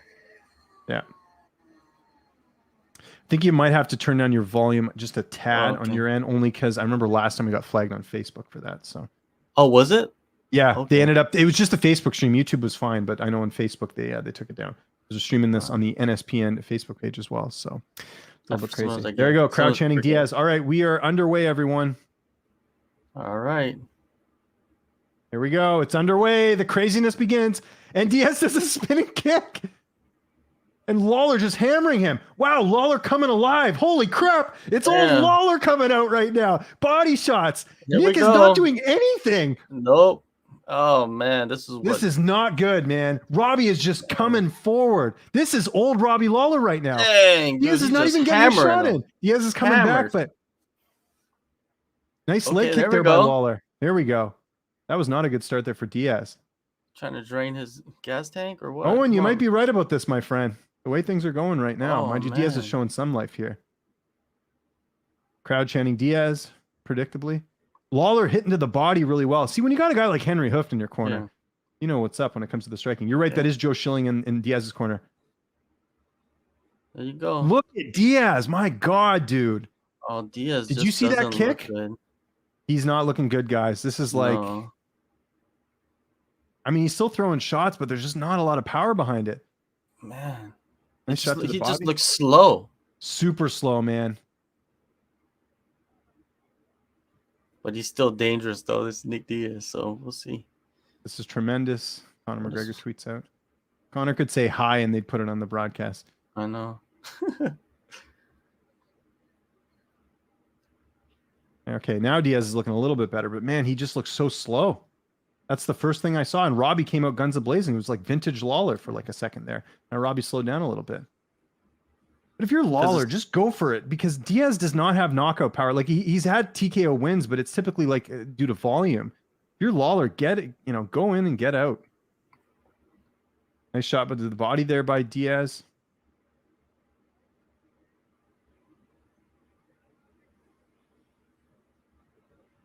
Oh, nice left, nice 1-2 combo there by Lawler. Okay. Nice leg kicks. That Diaz is not checking his leg kicks at all. Nothing. It's calf kicks. Diaz landing a little bit there. Yeah, this fight's not gonna go past the third round. I think I said this fight might go the distance, but I don't know. Diaz is doing pretty good now. He's look like he's warmed up. Oh, he just took a huge shot to the jaw. Yeah. Oh, nice uppercut there from Lawler. Boom. Can you imagine this Nick Diaz though fighting Usman? Jesus. No.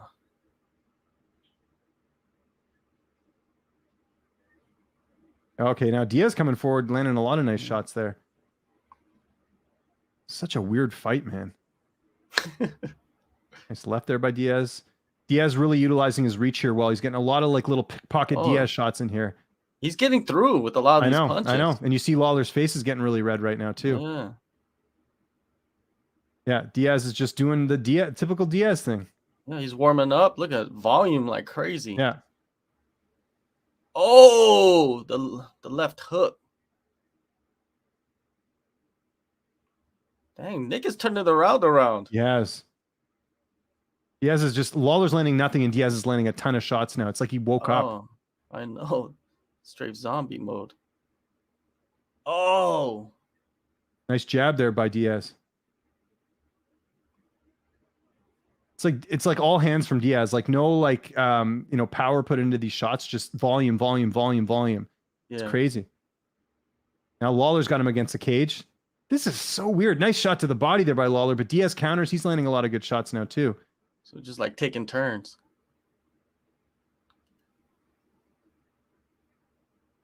Nice uppercut there by Lawler. Lawler now got him against the cage. He's hitting them with some good shots. Diaz comes back though. Holy crap, man. Oh man, this is straight up crazy fight right here. Yeah. Nice shot there by Lawler. Nice overhand left.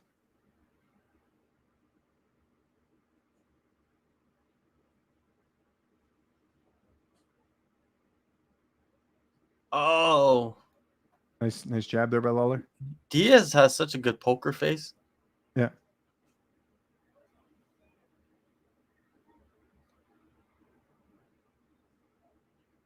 This reminds me of the Hendricks fight. Like him and Hendricks. They were just taking turns.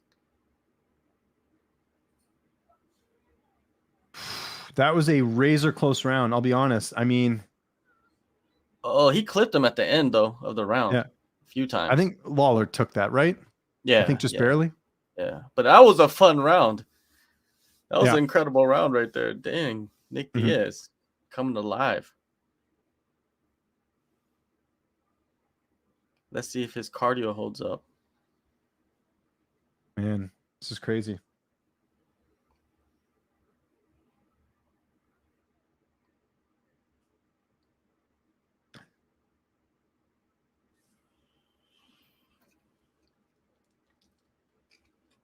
Can you hear what the corner is saying? Yeah, don't get caught not moving your feet. Joe Schilling's telling him that. Yeah, we think Lawler won that first round, but Diaz definitely, he showed some life. It's just at that very beginning, Diaz was doing literally nothing, and Lawler was just teeing off on him, and it looked like we were going to see a first round finish there, and then Diaz sort of woke up a bit, so we'll see what goes on. But yeah, you look at the two. I mean, Lawler looks ripped, in great shape. Diaz, not so much.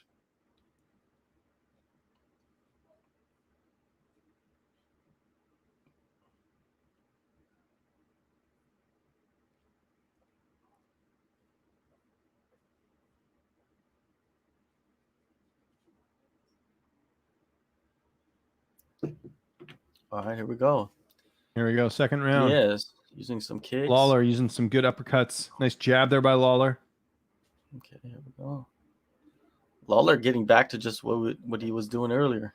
Yeah, nice shot to the body there by Lawler. Nice shot to the head. Nice knee from Lawler. Lawler is teeing off right now. Oh, there you go. But he backs off. He backs off. Diaz with a knee now. Nice uppercut there by Diaz. Diaz's style it just became like backyard brawl. It's like you can see he's got the fight IQ. Yeah, nice that leg hurt kick him. by. Yeah, it did. Now Diaz is literally going the opposite direction here. That Lawler's hurt him hunting bad. Yeah.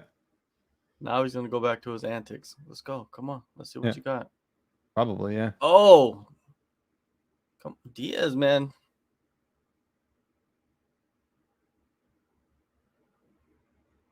Looks like he's recovered now. Yeah.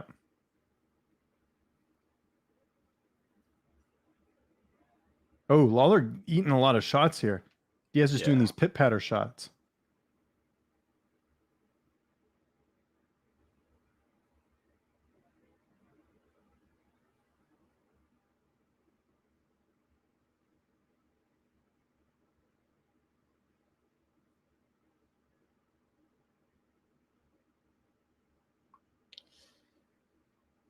Diaz walking away. Yeah, but still landing shots. Yeah. Man, Robbie's taking a lot of shots right now. Lawler's like landing the more powerful shots, but Nick's definitely got the edge in volume. But he hit us a nice left there. Holy crap. Yeah. Boom. 3 minutes left. Are they going to be able to keep this up for 5 rounds? I don't know. Looks like Crouch Nick is Channing going to be Diaz, able Diaz. to. Both these guys.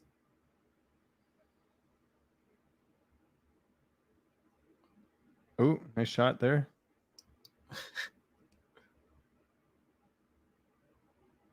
Yeah, I think Robin needs to go back to the body. Yeah. He kind of went away from it after that kick. Lawler landing there you some go. good uppercuts there. Really good uppercuts. He's going to try and go for the knee as well. Lawler looks a little bit tired.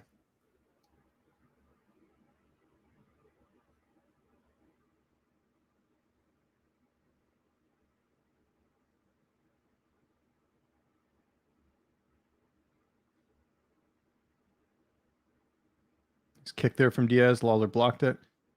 Diaz just a ton of volume, man. Yeah, super. Oh, multiple shots. Oh, that body shot hurt him. Yeah. Diaz throwing a knee. Diaz breathing heavy, really heavy right now. Yeah. That knee that wasn't a good knee. No. Diaz literally running the other way. Yeah, that body shot hurt him, man. I'm telling you. Yeah. He's hurt. Gotta go to the body, Robbie.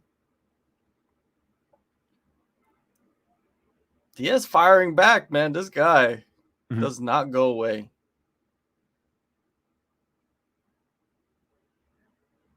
Oh, nice shot by Lawler.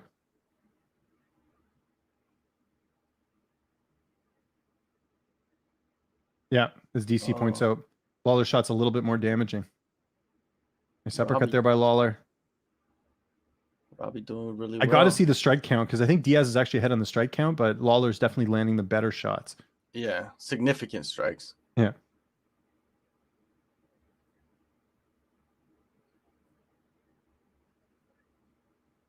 Nice.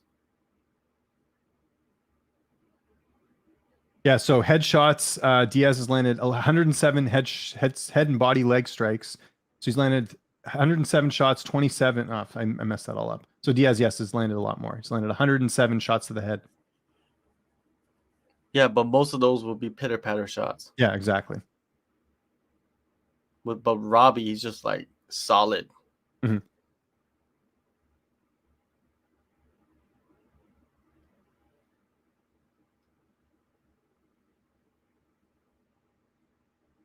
This is crazy, man. They're just turning this into a classic. Yeah. But there's nothing like significant. It's just like, just sort of I don't know. Robbie's now he's landing some good shots. 9 seconds left. Diaz isn't doing much. Lawler's just going in.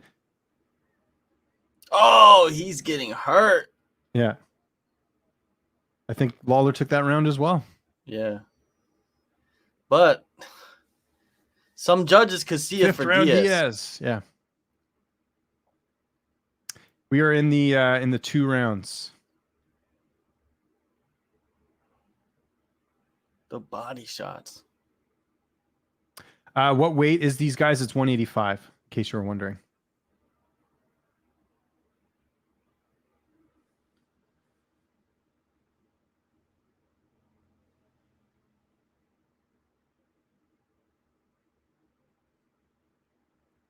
What do you say to Robbie Lawler? You're in the corner. James, what do you say to him? I say you gotta go for the kill when you get that opportunity. Also, do you see some opportunities there in the? I think when Nick's backing up, Robbie's got to just come forward and just take advantage of that. Like, just start punching him. Like, do something. Get to the body. Like, swarm him. He's not swarming him at all. I would say like when he does, I think he attacks the body more. Yeah. And then when he does hurt him, he needs to swarm him, like you said, and go for the finish. Exactly. I think he could get it. Okay, here we go. Round 3 underway. Live betting has Lawler up -450, Diaz +295. I would agree with that.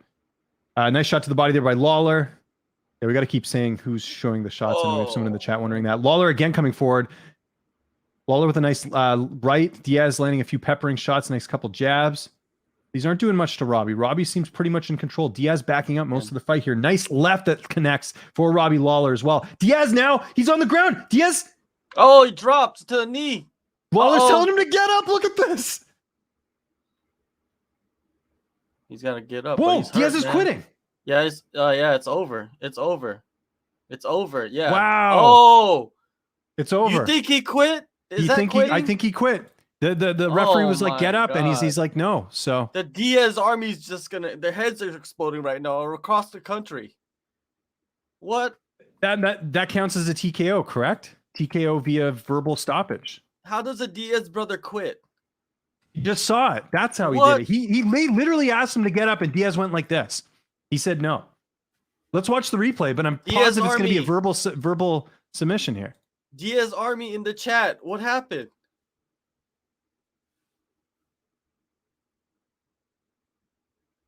Robbie, man, that was a beautiful. I love the fight. I thought the fight was incredible. I think Nick Diaz, he fought really well after coming back 6 years against Robbie Lawler. Oh, dang, he was just hanging out there on that knee, took that uppercut.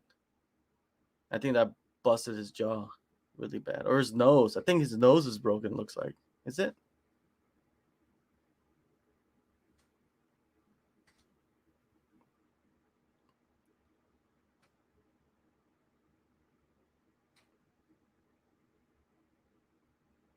Does Nick Diaz still get a title shot after Probably, this? Yeah.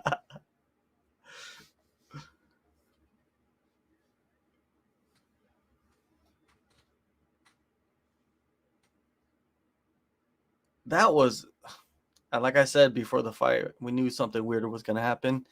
And there you go. The ending. Is it anticlimactic, James? Yeah, absolutely.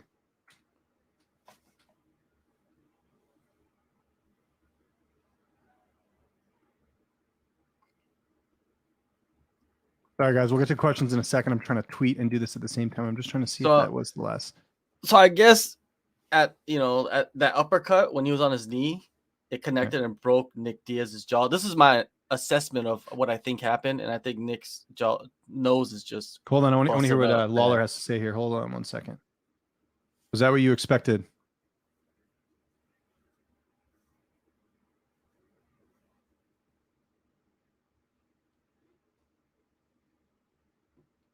What's he saying?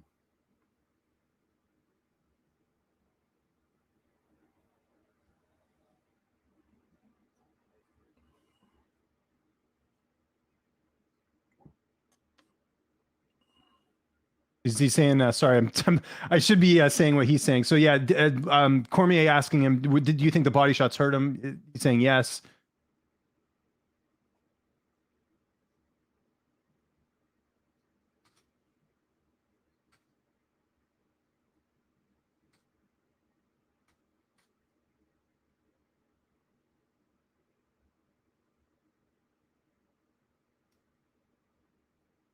Lawler says that's one of my favorite punches.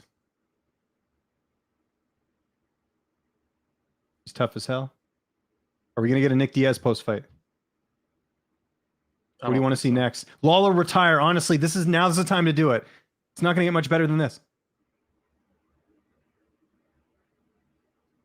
No, he's not going to retire. Let's give it up for Nick Diaz.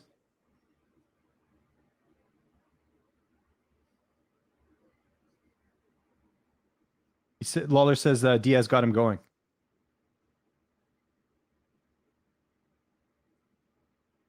Still didn't answer what's next.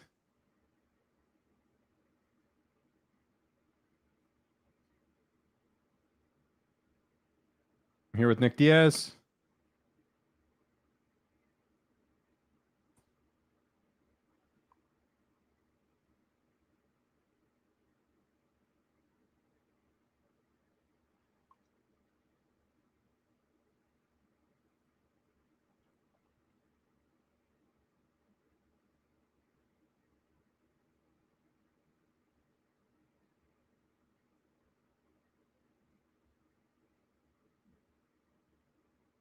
I had a long time off. I knew I had it coming.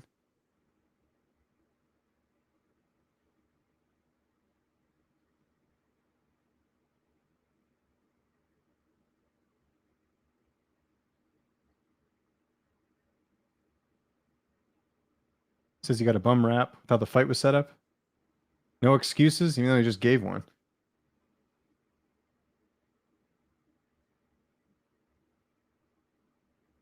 Says he didn't want to make too much of a mess because he was leaking blood-wise.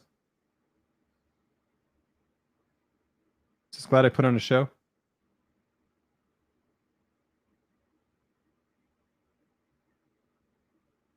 Cormier says, I hope we see you in the octagon again. And Nick says, I didn't say anything. Look, I'll give Diaz credit. We'll take questions here in a second. Let me just get to the questions here.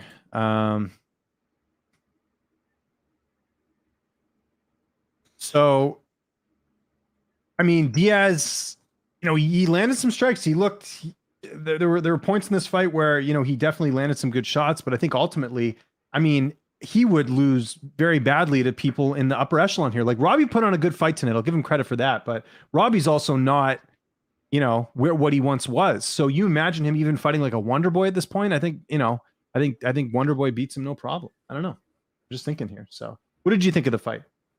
I liked the fight. I liked the fight too. Entertaining. I thought we had a lot of ups and downs, like both fighters having their moments, but Robbie Lawler looked really, really good, and I think whatever fight Robbie Lawler wants, he should have.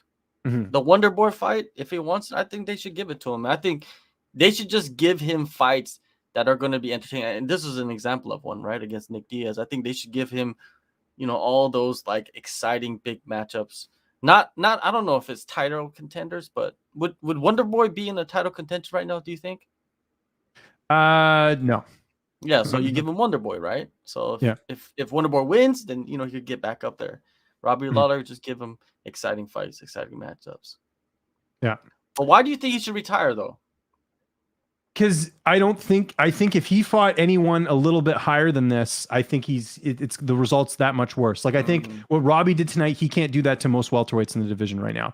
You saw Diaz's body language, you even saw him in there tonight. This is not like, just from my vantage point, I'm a guy behind a camera and I know I'm going to get a lot of flack for saying this, but it didn't look like he wanted to be in there. Like he to me, it looked like a guy who was relying on good fight IQ and good, years and years of good boxing. Like that's what carried him in this fight. But I mean, he's not going to be able to do. You imagine if he fought Usman tonight, putting on the performance he put on there, he'd get destroyed. He'd absolutely get destroyed. So, I mean, it's really his choice, but I don't get the sense from watching him fight that he's someone that is really into this thing, And to me, that's dangerous. And you're putting, anytime someone steps in the cage, if you're not 100% ready to go mentally, physically, whatever, it's a liability. So I don't know. Maybe I'm being too over dramatic. We'll hear what you guys have to say as well. But yeah, if Diaz doesn't want to fight again, I'm fine with that. Oh, so I'm fine with that too. I think it's his decision. And, if the promoters are going to promote it and let him fight, they're going to, he might fight. But if he doesn't, it's all good. I think it just showed you that 6 years ago, that style could have beat a lot of the top contenders. But now that style that he has cannot beat the top contenders. I think that's what we saw here. All right, we got some people in the chat asking what happened. Nick Diaz literally, and I need to use this word very carefully, but Nick Diaz basically said he didn't want to fight anymore. I'm not going to use the Q word here, but because people are very weird about that stuff. But Diaz couldn't continue. Basically, Lawler hit him with a couple body shots. Diaz sort of fell over. The referee, Jason Herzog's like, do you want to get up? He's like, no. And they called the fight right then and there. That's how the fight happened. It's that was not an outcome I expected. I thought the fight was going to go the distance. I thought both guys would just land shots, and then they counted up all the strikes at the end and Lawler would have been the winner. That's what I thought was going to happen. Diaz gets finished. I tweeted it out there, first stoppage loss for him since the KJ Noons fight. I know there was doctor stoppage, still a stoppage loss. Regardless, it was a cut as far as what happened there. So they both should retire. I'm fine with that too. Like Lawler, like think about Lawler, like who could he fight now that you think he could beat that would be worth a name for him to fight? Like if, let's say he fought like a Matt Brown, for example, he might win that fight. Maybe that's, another fight that keeps him going. But if once we start getting into like the Sean Brady's and Chiesas and those guys, I don't think Lawler wins those fights. So that's where I almost feel like, it might be time to just hang him up off a win. How many fighters get to retire off a win? Barely any. This was a win for you. Notable guy, Nick Diaz. You probably got paid well. You're 39. right into the sunset. Just my opinion. If Robbie Lawler retires, this is, he's had a Hall of Fame career, no doubt, right? So, and he could be a great coach probably. Look at Nick Lentz, man. He just retired, became a coach at Sanford, and they got something going on there at Sanford. I will be real there. I'm just being careful with my wording because of the fan base that I've already had to encounter earlier this week. Because if you say a Diaz brother quit, which he did, I'm going to get flack for it. So I'm going to say Nick Diaz was unable to continue, and we'll leave it at that. So, because the fans are coming out of the woodwork. People are saying that this is like, some people are saying like, oh, Nick looked like he was forced into that fight. Like he was forced to take that fight. He was forced to fight. I'm like, do you believe that? Do you believe he was forced into that fight? At the end of the day, I don't know how you're forced. You sign the papers. You got to do these things. I think I don't think he's your handlers, your surrounding people, right? He mentioned that this week. But maybe he feels like he owes people something. So that's also I don't know too, right? Could be that as well.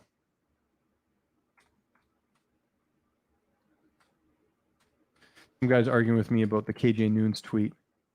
Because he's like, most of the audience doesn't know that Diaz didn't get finished in that KJ Noons fight. It was this cut. And it's like, it's still considered a stoppage loss here as well. So exactly.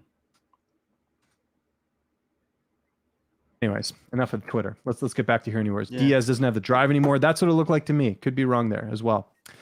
180, 185 looked bad on a 38-year-old Diaz. I agree. I am more sure Robbie has made at least $1 million tonight. Oh, let's hope that's the case. This was a Triller main event type of fight. I don't disagree with that. Honestly, we were entertained. Let's be honest here, John. We were very much entertained, but was that a high level fight? Not really. It didn't look like that to me. No, it didn't. It didn't.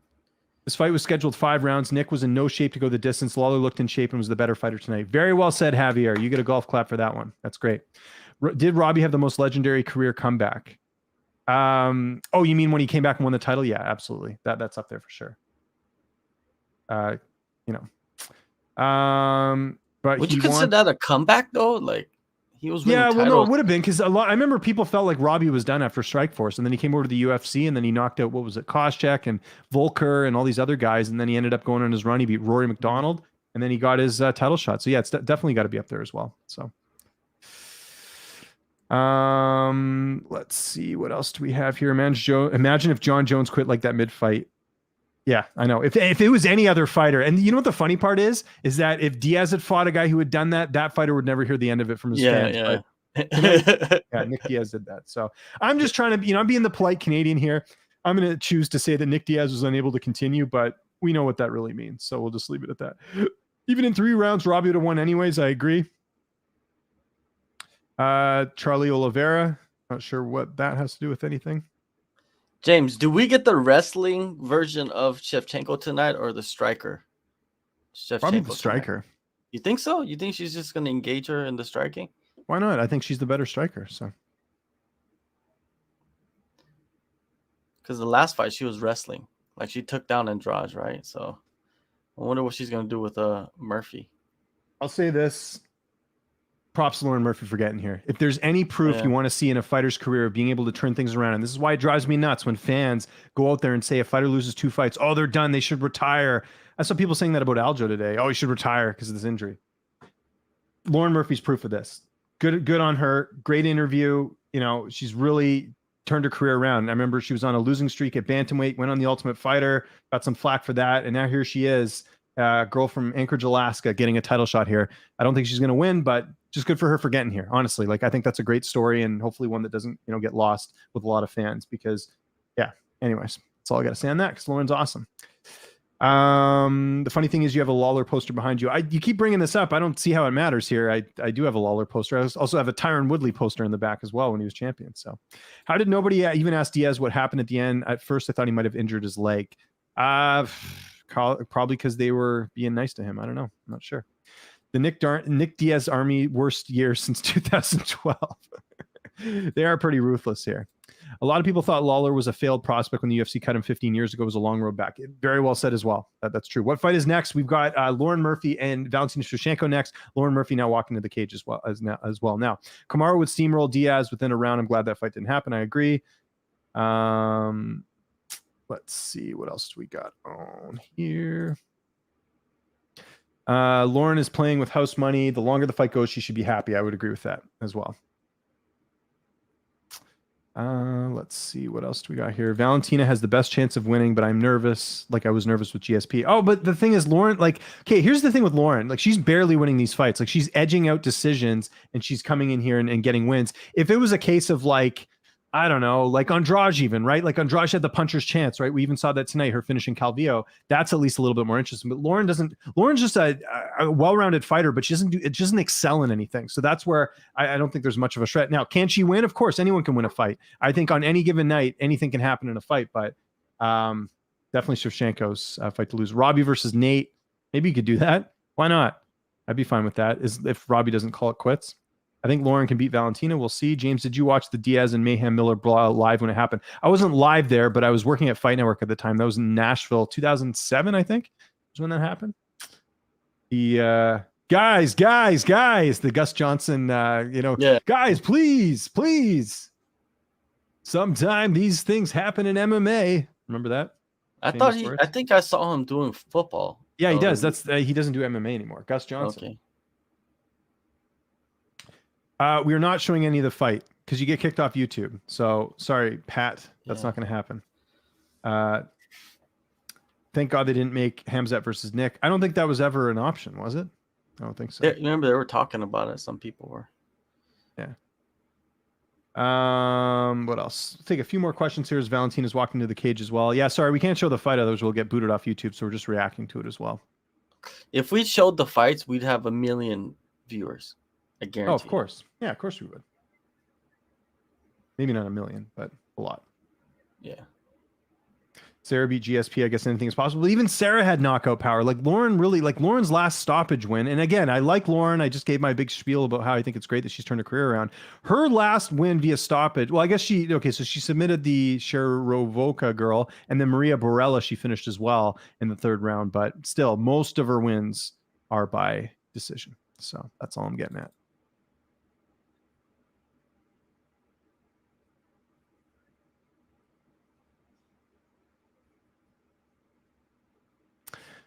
All right, let's keep it going here. Can you confirm Usman versus Colby 2? Yeah, it's happening. It's the main event of UFC 267, I think. No, sorry, not 216. I always get the numbers mixed up.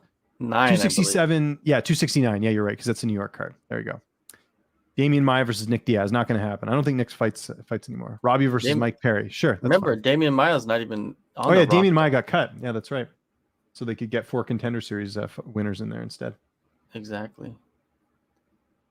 He's basically this one contract for all, like the first week of fighters that they signed. Yeah. Valentina training with Brandon Moreno this camp, which I thought was interesting. So both flyweight champions training with each other.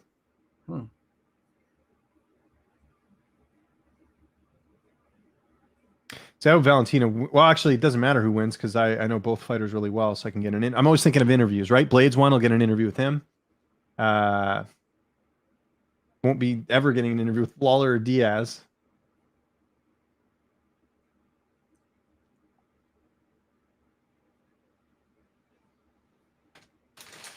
Yeah, this is sort of the last contender for Valentina because, like, I don't even know who's like waiting. WMMA scene now. Let me know. Is there someone we're missing that could potentially challenge Valentina? Because right now there doesn't look like there's anyone. Maybe Casey O'Neill if she gets on a roll, but she's still a ways away. Well, she's fighting Valentina's sister. There's like a group of like prospects coming up, like Casey O'Neill, kind of similar to her. But other than that, I don't know. Like Tatiana Suarez was going to make her flyweight debut, right? So maybe they could catapult her if she gets one fight in against somebody. Valentina, 33, Lauren Murphy 38, both 5'5", 66.5-inch reach for Valentina, 67-inch reach for Murphy. So Murphy a lot older and a little bit of a reach advantage. But we will see.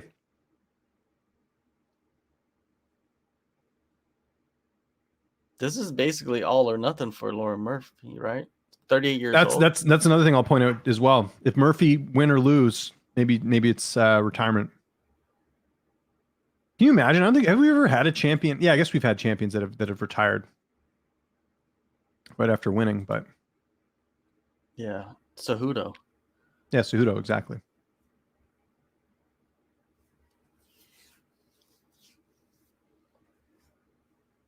Let's see this. Okay, so yeah, they're just doing the announcements right now as well. So we're just checking that out.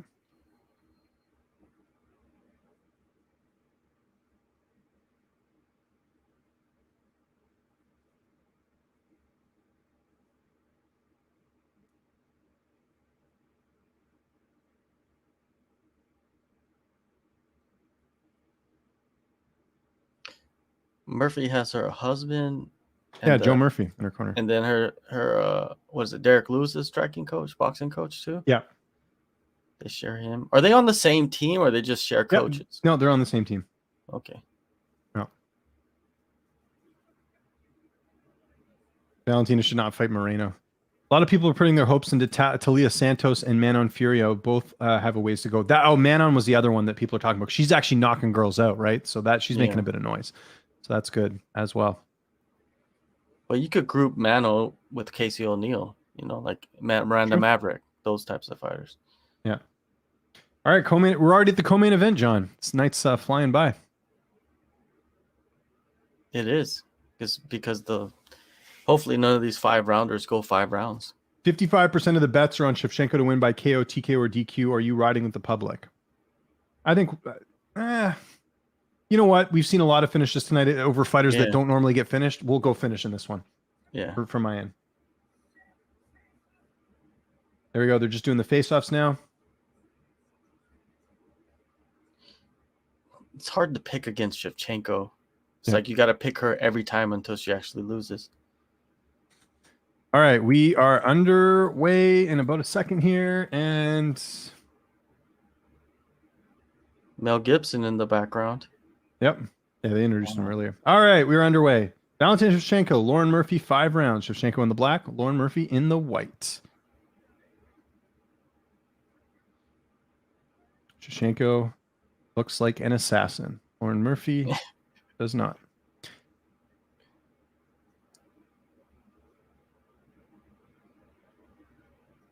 Nice right there from Shevchenko. Yes. Counter right. Nice kick there by Valentina. Left kick.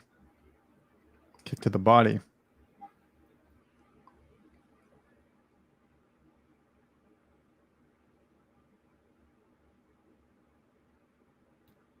Nice kick again by Shevchenko to the knee. Murphy not really doing anything. No. She getting a little bit starstruck here. Maybe. It looks like it, doesn't it? Mm-hmm. Just trying to wait on Shevchenko. It's not a good idea. Oh, that was a close one. Yeah. Yeah, I just want to point out as well, other fighters who had not been finished in the UFC that Valentina fought, Jessica Ai and Caitlin Chukagian, both were finished by her. Especially Ai. I was live for that one when she kicked Jessica Ai's head at the back of the United Center.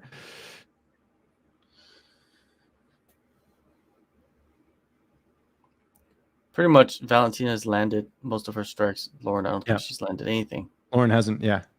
Okay, so now Lauren's got a leg. Valentina then. Oh, nice right there. Right down the middle. Another one. Shevchenko just looks calm and relaxed. Lauren's looking a little jittery, a little bit, you know? Just a little like... Nice Superman punch there by Valentina. Not looking comfortable in that octagon right now. No. Valentina's like a assassin she is robot. Stoic. I mean, like, yeah. It's like a video game. Ice cold, yeah. She looks like the last boss on, like, you know, Mortal Kombat or Street Fighter right now. Like, super focused. Just looks like a robot or something. Exactly. Like you downloaded the martial arts into a cyborg. An encyclopedia and put it into a fighter. Yeah, exactly. That's her right there. Not much going on. Yeah. Right now. No. Will this be reminiscent of the Liz Carmouche fight? Remember that went the distance. That was not a good fight, but Valentina obviously won.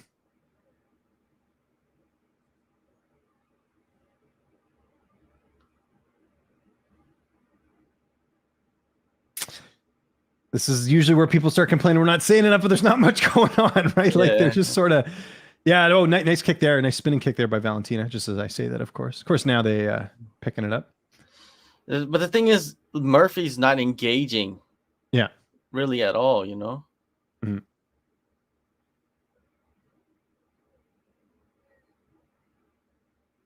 But maybe that's part of this. Valentina, nice 1-2.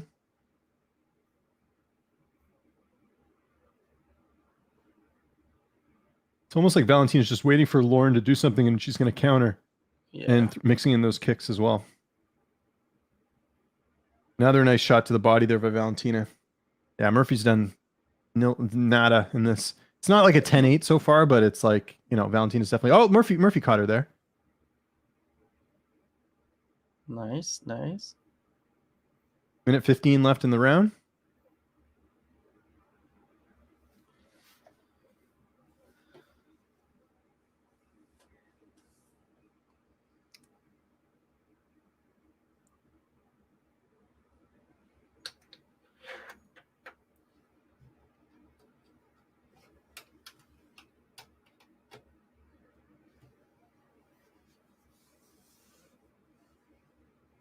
Oh, nice spinning back fist by Valentina that caught Murphy. Oh. Murphy, little swelling on the eye of Murphy now on the left eye. Nice kick there by Valentina as well. And kicks again. Oh.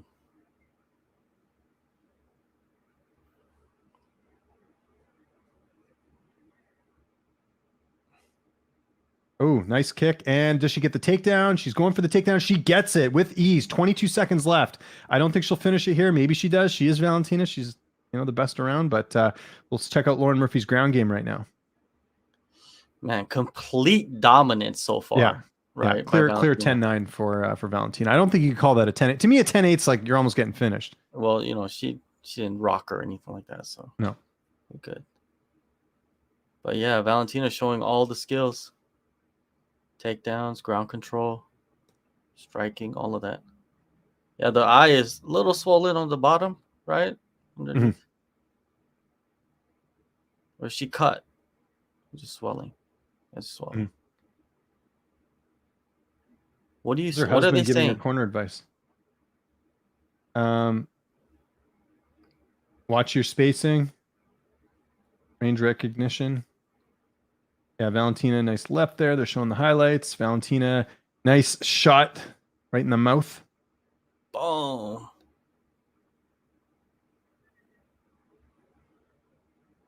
Yeah. Yeah. Valentina has going distance. No. Oh, that spinning back fist actually didn't hit Murphy. It hit her arm. Oh, she blocked it. But the punch snuck in afterwards. Mm-hmm. Yeah, what adjustments does Murphy make here, man? Like she needs to make some major adjustments, or something. Just be more active. Valentina's gonna get in cruise control pretty soon. Yeah.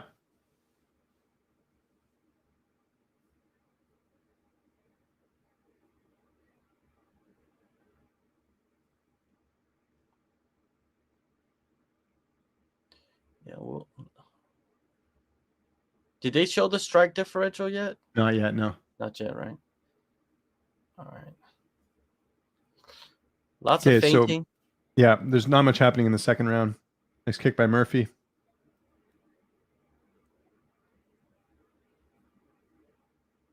Okay, Valentina going for the takedown again.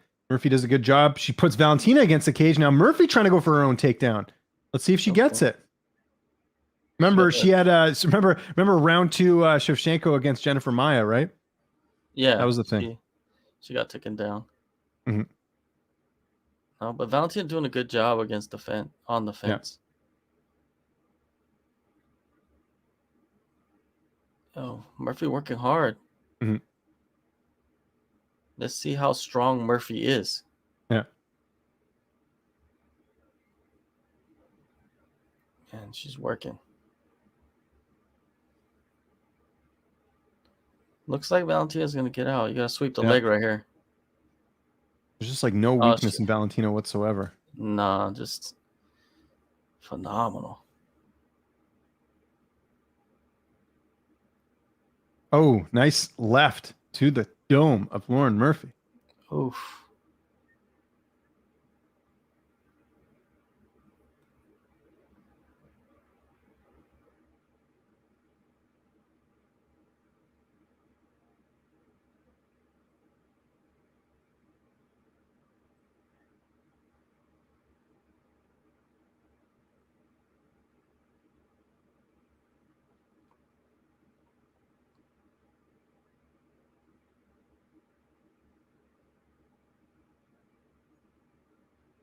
Oh, nice counter.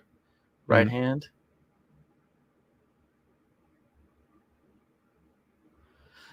Murphy is doing nothing. I'm serious. Yeah. No, you're right. And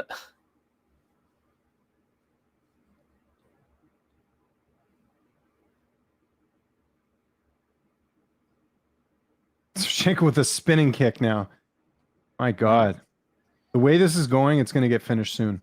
Something's got to give because Valentina. I mean, or Valentina could just do that. Now Valentina gets Murphy to the ground. Or will we see a submission one? Has Lauren Murphy been submitted before? Let me check that out. Don't think she has. Or her husband is her jiu-jitsu coach, so Yeah, she's never been finished. Period. So there we go. Well, if she's gonna get the finish, this is the one. Mm-hmm.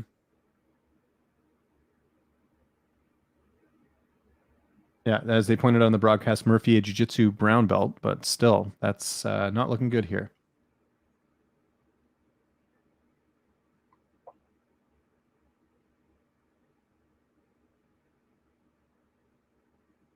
So yeah, Valentina trying to advance her position here. We got 1:31 left on the clock. Does she have time to do it? That is the big question.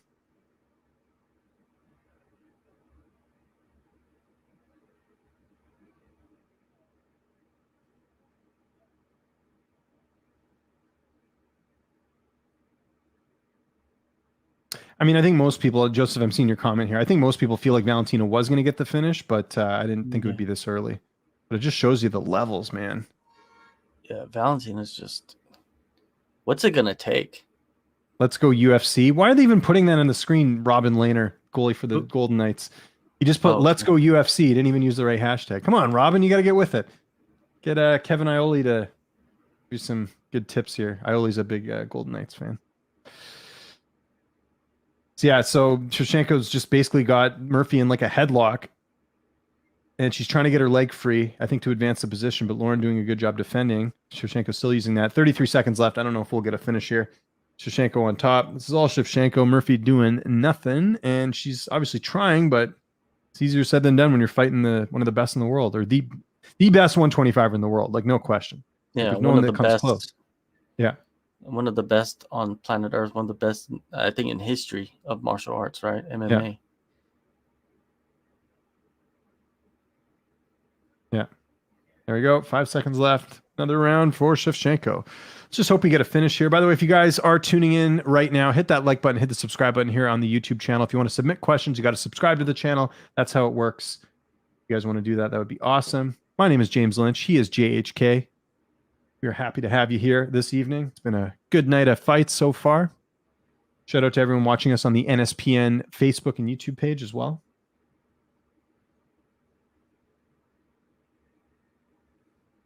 So Joe's saying you're doing excellent. You've seen everything you've got to Valentina. I mean, that's what you pretty much have to say, I guess, even though she's clearly losing. Counter right hand there by Shevchenko. We're looking at the replay here.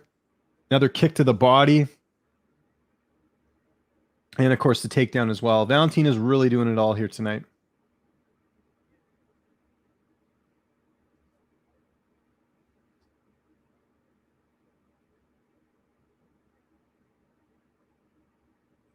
Yeah, it's a phenomenal performance. It's like Murphy, she needs to turn it up, man. Yeah. Something.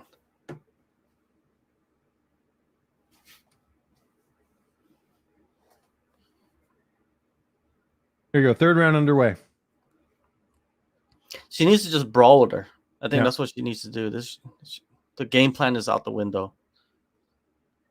This is the third round. You're down 2 rounds.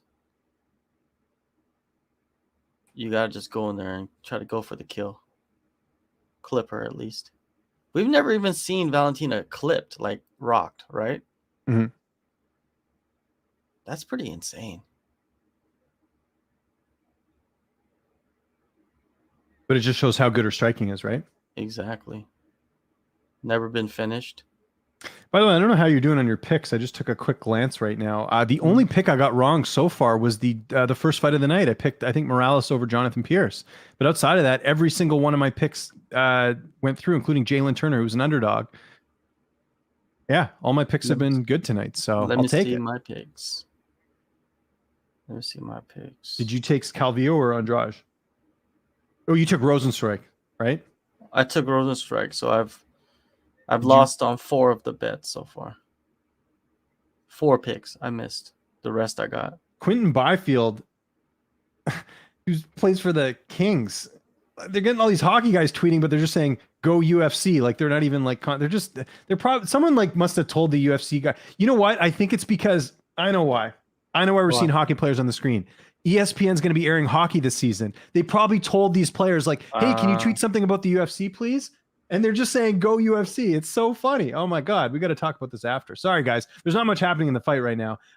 They're I'll let you know if something lands, but that's I think why you're seeing all the hockey people do that. Another kick by Shevchenko. I didn't even know that. Well, I bought 2 hats. Did you buy a Seattle Kraken hat? Kraken, yeah. You did buy a Kraken hat. I'm proud of you, man. That's awesome. Cool logo, huh? I like their logo. Yeah. Yeah, once the borders open up, Drake and I are going to go to a game for sure. Can't wait. I got to get some Kraken stuff as well, even though they're kind of our rivals, right? The Canucks rivals, but whatever. Anyways, Shevchenko just kicking in the air, landed a few times. Murphy's eye, you can see there's a cut underneath it. Her face is a little puffy. Valentina looks like she just, she's barely done anything. Face isn't even red. She just looks super focused. It's like a training session for her. Yeah, exactly.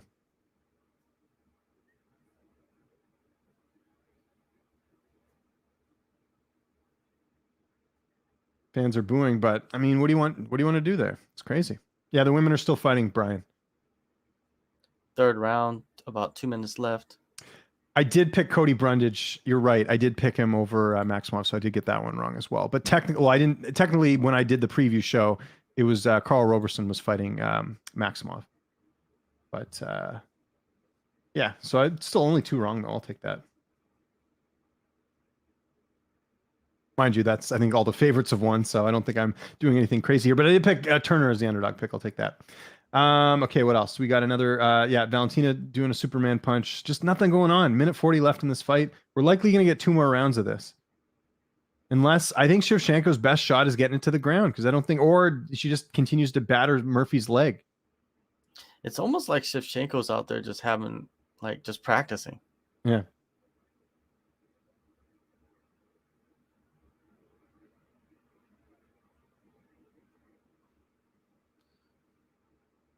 Yeah, nice kick again.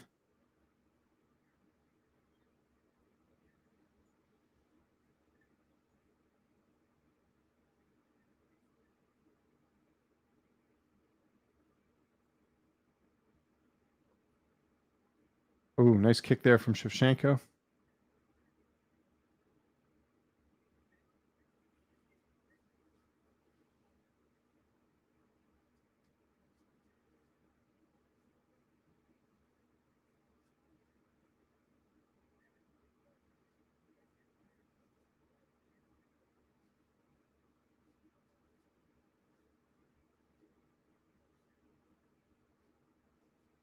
Final 30 seconds of the round. Again, this is all Shevchenko. Murphy's really done nothing.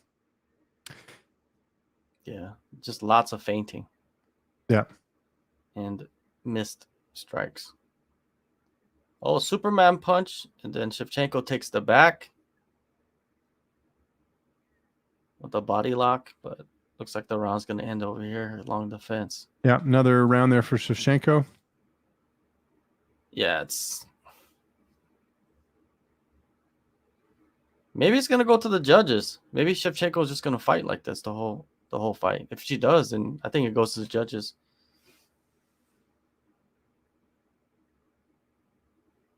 Yeah, when is she going to get desperate now? Is it now? Now, like, you got to go for it? I don't know.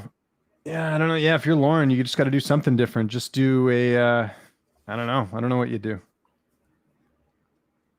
Proves my point that she beats anybody not named Amanda Nunes. I mean, yeah, I agree. I mean, well, she might beat Nunes if they fight again. Yeah. But yeah, there's just no competition right now. Like, I even think if they brought over like Velasquez and Ilima Lay from Bellator, it's still going to be just like this.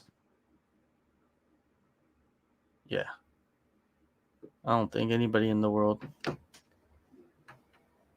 is as good as her. But I will mention this, and this is something I brought up to Valentina in the interview. Whaley fights Rose. Whaley loses. Whaley moves up to 125. Whaley fights Shevchenko. That could be something. Yeah. Right? Because I think it's risky, the UFC doing this rematch with Rose right now, because what if Whaley loses? Then she's not going to fight Rose again. You're not going to give her a trilogy. And you want to get the most you can out of her. Get her to move up to 125. I think she will. Yeah. There you go. You heard it here first on this live stream.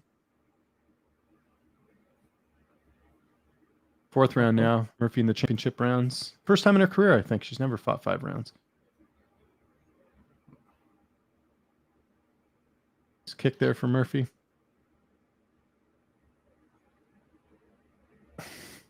When you watch like Valentina kick and then you watch Lauren Murphy kick, it's like a 10-year difference or something. Of yeah, like big time. You know, mm-hmm. It's just so much more fluid. Yeah.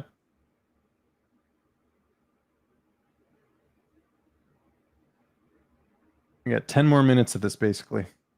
Yeah, I think that's what we're going to get. Valentina slipped, though. Valentina slipped. Oh, she stepped on her foot. Yeah. Yeah. She stepped on her foot and she slipped.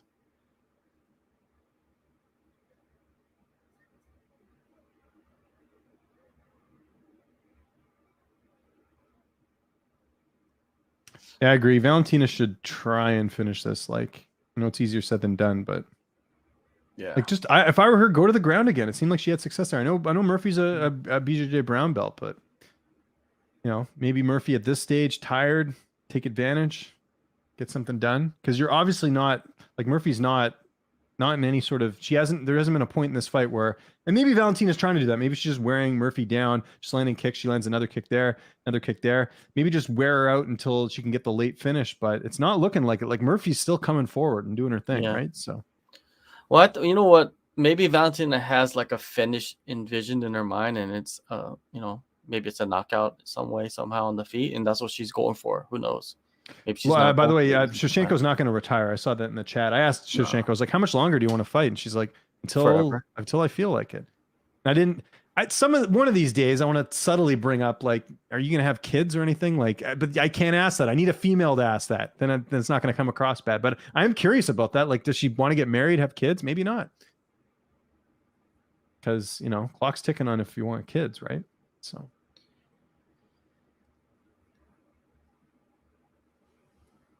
Anyways, again, not much happening here. Just a few kicks from Shevchenko. Not a ton going on. Again, appreciate everyone tuning in here. Hit that like button. Hit the subscribe button. If you subscribe, you can ask questions. Oh, Shevchenko hit her there. Shevchenko's going in for the kill. Oh, holy crap! Oh, here we go. Kick. Here we go. Oh, here we go. Over. Here we go. Dang, she is just unloading right now. It's Murphy's over. Look back at her. to Oh, is at the cage. Shevchenko's now going for the kill. That just happened like that. It was crazy. Now she's going for it. We got 2 minutes left. This is probably it here. If I'm being honest here, it's going to be TKO ground and pound finish here for Shevchenko. Murphy just holding on for dear life. Shevchenko going for the kill. She smells blood, just like an animal in the wild trying to get their prey. That's what Valentina looks like right now. It is crazy what is happening right now. Valentina Shevchenko, Murphy getting the headlock there, but things have slowed down a little bit. But man, it looked like for a second there we're going to see something. But Valentina's got a minute 36. She's got to do something here. Yeah, Murphy, she survived. Let's see. Go for that submission. Yeah, Valentina likes that crucifix position too. So exactly. Yeah. Maybe that's what she's working on. She is in side control right now.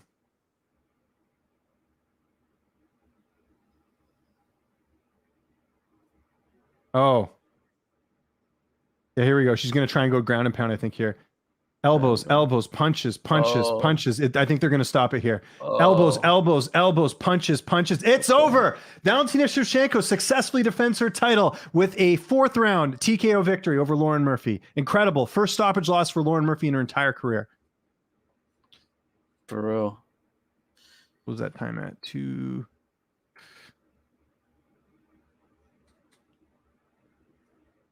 I'll let this breathe a bit.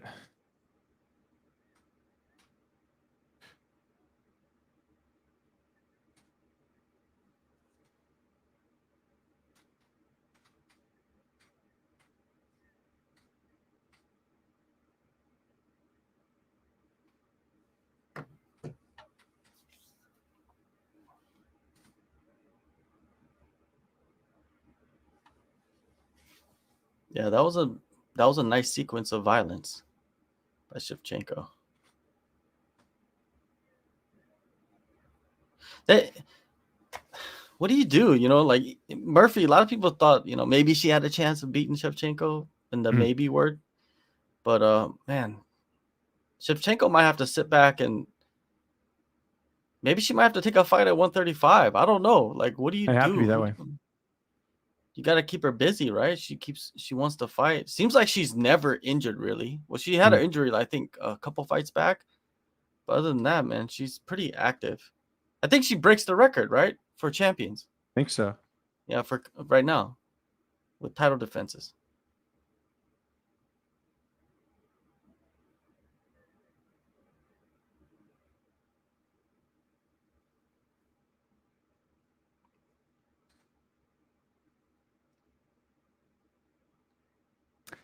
There you go.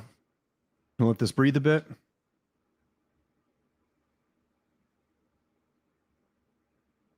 Oh, Shevchenko got the Monster sponsorship too. Yeah. Oh, yeah. So dominant, man. Oh, there you go. It was just like an instant. I got to go back and watch that, but that was incredible. Like that moment where it's like she smelled blood and just went in for the kill. It was crazy. It's like where she rocked Lauren. Yeah. No. She calls out. Come on, you got. I want to see Amanda versus her. That's the best women's fight I think the UFC get put on. Mm-hmm. Let's see what they say.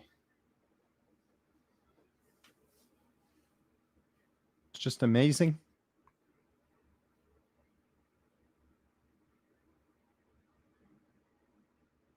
Martial arts is everything. She's awesome.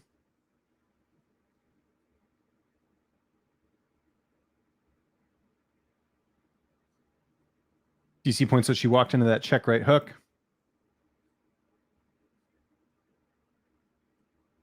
Oh, that was like out of a video game. That was incredible. Like, first off, you just don't see women's fighters do that. And that's not like a, gender thing, but that it is pretty incredible what she just did there. Dang, that ground and pound was nasty. Yeah, I know. You seen the replay? It's crazy.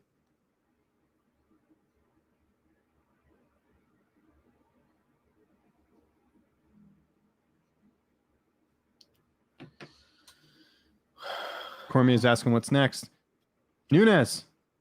It's got to be Nunes. I'm ready for anyone.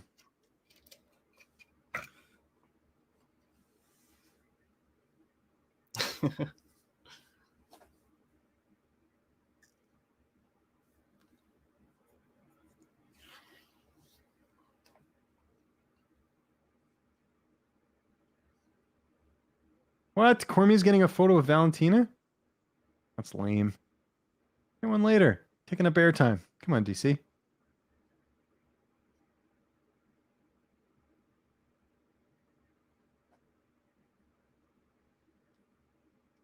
She's thanking the fans. So happy you are here. We're all together again. That's good.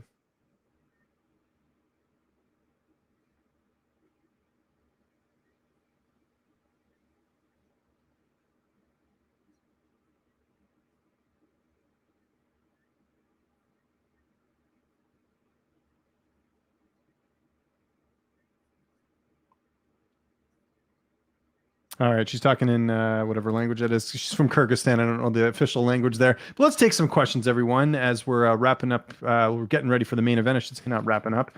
But yeah, let me just get the old timestamps in there. But yeah, no call out from Valentina. If I were her, I'd say, look, I want Nunes when she beats Pena. Because she's going to beat Pena. Pena got that title shot because of timing. That's it. Pena, people forget, lost to GDR 2 fights before that. Like it's very rare to get a title shot after losing like that. Anyway, so main event's up next. Let's get the questions coming in here. If I missed one of your earlier questions, just repost it here. It's no big deal. Main event up next is what time? It is only 9:19 here in Vancouver. What time is it over there in Korea, my man? 1:20. There you go. Robin Lehner in the crowd. There you go. Oh, the tweeter. Yeah. There's a Masvidal with a really weird haircut. next to Abe Kawa. And they're showing probably a montage of something. Yeah, I don't know. is that what's his name next to Jorge Masvidal? The guy from Transformers? Oh, I don't know. I missed it. I'd have to go back and look. Anyways, the language of Kyrgyzstan is Russian. There you go. Gotcha. Does this prove how good Amanda is if Valentina beats everyone but her? Well, yeah, we already know how good Amanda is. But again, that second fight was Controversial. Razor close. Nobody has broken a bone yet. Volk about to snap a leg. We'll see. It's 50-50 fight. This is, I'll say this. God. I've said this for months. This is probably one of my most highly anticipated fights because you're getting two guys in the prime of their career and they hate each other. It's like a perfect storm. And they're two guys that aren't even, well, I'd say Ortega's pretty popular. Volk, not that popular, believe it or not, like in terms of viewership. Like I interviewed him. The interview didn't even hit like 1,000 views. And I interviewed him before I think most people did. And, I promoted it like I do every other interview, but it didn't even hit 1,000 views. It goes to show you there's not a ton of interest in Volkanovski as champion, which happens sometimes, right? It's like Stipe, same thing. Like you should see some of the Stipe interviews I used to do. They're not doing quite well because it's just about that as well. So only reason I think Nunes beats Cyborg is because Chris goes through insane weight cuts, which makes you not able to take much shots. Amanda's weight cut isn't as bad. They fought with Chris's cut. She'd win. Well, that was at 45, though. I don't think Chris... I know Chris does cut a lot of weight, but that fight was at 45 that she fought.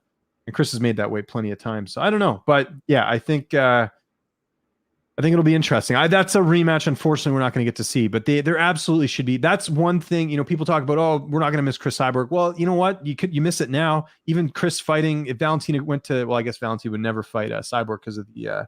Cyborg can't make 135. But yeah, I don't know. That's a fighter I think that wish we would have seen.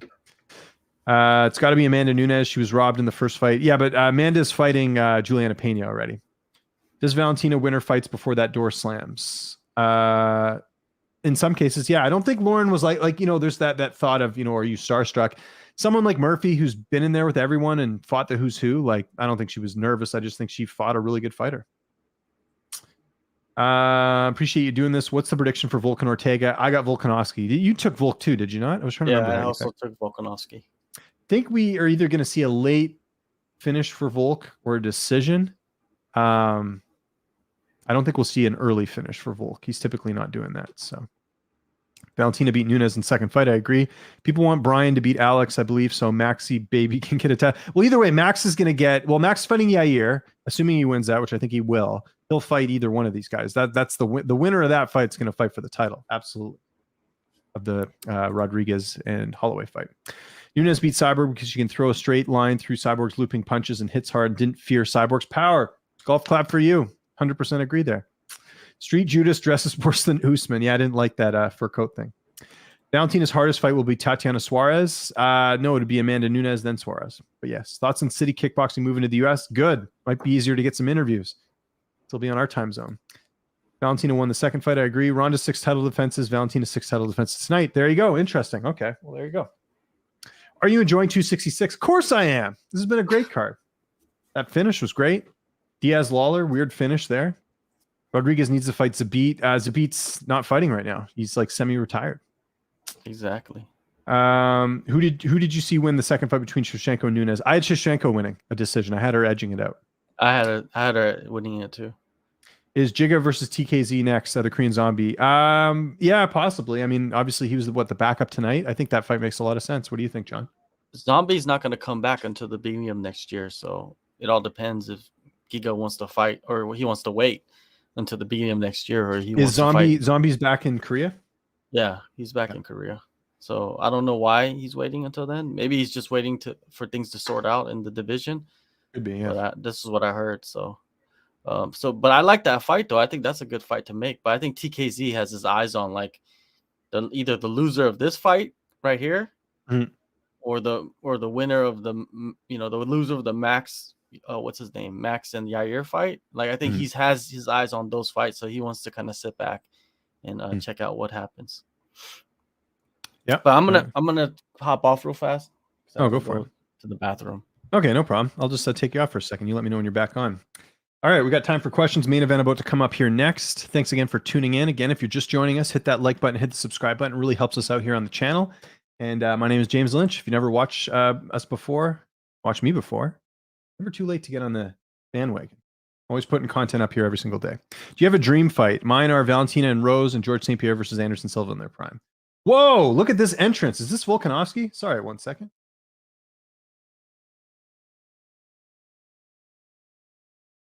Oh, yeah, no, it's Ortega. Coming out with this weird, like, I don't know what it is. It's like weird masks.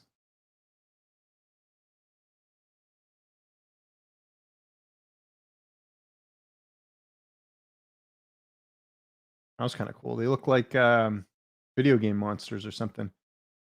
I don't know what that is. If any of you are watching and know what that face mask is, I have no idea, but it lights up. It's got like 2 eyes, and I'm assuming you can see out of it. You can walk through there. It's kind of neat. All right. Anyways, to answer your question, do I have a dream fight? Yeah, Silva and GSP in their prime would be good. I still think Jones and Nagano would be a great fight. Unfortunately, that's not going to happen anytime soon with what happened to John Jones the other night. And we got my buddy back, JHK. He's back in the stream. We saw what Robbie did to Nick. Imagine what George would have done to him. That's true. Ortega coming out with some, what is that? Is that from a movie or something? I don't know. I was asking people in the chat as well. So does anyone know? Cool. Let's see here. Is Daniel Wolf still in the UFC? Yes. Who do you have for Moreno Fig? I got Moreno, that one. Do you think Ige beats Topuria since they verbally agreed to fight? No, I actually like Topuria in that fight. I think he's the future. Well, we'll see. Ige's got a lot of experience. Does John do interviews? Of course he does. He does as many as I do. Kumite TV, look it up. John's doing interviews that other people aren't doing. He's out there everywhere. He's doing it up. Actually, you took a little break this weekend. Are you back this week, or are you still taking time off? Yeah, I'm gonna start doing some stuff this week or next week. But yeah, I'll be back. Cool. Would you ever cover an event in Abu Dhabi? Probably not. Just travel wise, like that's tough being away from. I got 2 kids, so it's tough to do that. I'd love to do it, but it's just it's tough now being a family. I'm working on trying to get over there soon. So yeah, hopefully it works out. Yeah, I'm trying to. I'd love to just check it out, but I don't know. It would be tough to do. Anyways, people wondering, main event's up next. Ortega's just making his walk to the cage. He's just getting the Vaseline applied right now. He's got Tiki Gozan, his manager, in his corner. Paul Herrera, who came off like a big dick on the show. Henner Gracie, and some other guy. Jason Park. Recognize. The striking coach. Jason Park? Oh, okay. Yeah, gotcha. So you know better than me. Dirtbag has T-City. What's next for Connor? Getting healthy. That's what's next for him. Yeah. T-City's over his head again. We'll see. 50-50 fight. My dream fight was Lesnar versus Jones. Actually, Lesnar versus Fedor would have been one too. That would have been cool to see. Technique versus IQ. The Entrix masks were from The Purge. There we go, Matt. I knew someone would know in there. I've never seen. I don't watch a lot of new movies, unfortunately. So there we go. James was Max from The Purge. There we go. Andrade reminds me of a smaller Chris Cyborg, very aggressive. Good comparison. Looks great. All right. We're just going to see if there's anything interesting from Volk's walkout. Ortega with the interesting walkout there. Ortega, I gotta say, he looks in the best shape he's ever looked. Yeah. You know, even better than the Korean Zombie fight. Like he had abs and everything. Yeah. Yeah, we'll see how Volk looks, man. Again, he's been off. He's had COVID. There's a lot of things working against him here. Not an ideal camp with the whole city kickboxing shutdown and all that. But he's also a guy that we got to remind ourselves, whether you thought he beat Max or not in that second fight, the fact that it was even that close with Max Holloway shows you how good he is. And you saw what Max did to Calvin Kattar. It's like, that's a good win. Same thing with Aldo. Beat Aldo impressively. So this is a guy that I think is maybe the most underrated champion on the roster right now. Yeah. He's very good. He doesn't do anything flashy, but... And he told me in the interview, because I asked him about Max, obviously you have to bring it up. I said, trilogy fight with Max, how'd that go? He's like, mate, I got to let you know, that's my really bad Australian accent, that apparently he had some stuff going into that Holloway fight. He didn't really want to get into detail, but so who knows? We might look even better tonight. What do you think of Bald Ortega?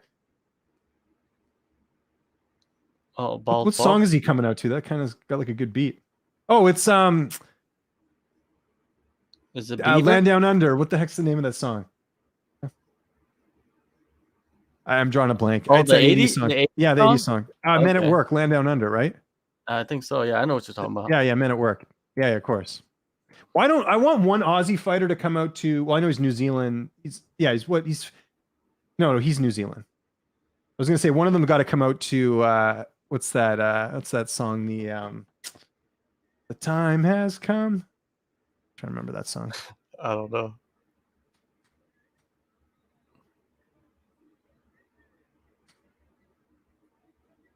Anyways, can't remember it. Anyways, I'm just losing my mind here. All right, so we got Volkanovski walking to the cage right now. Again, we'll take a few more questions just as we're about to start the fights here as well.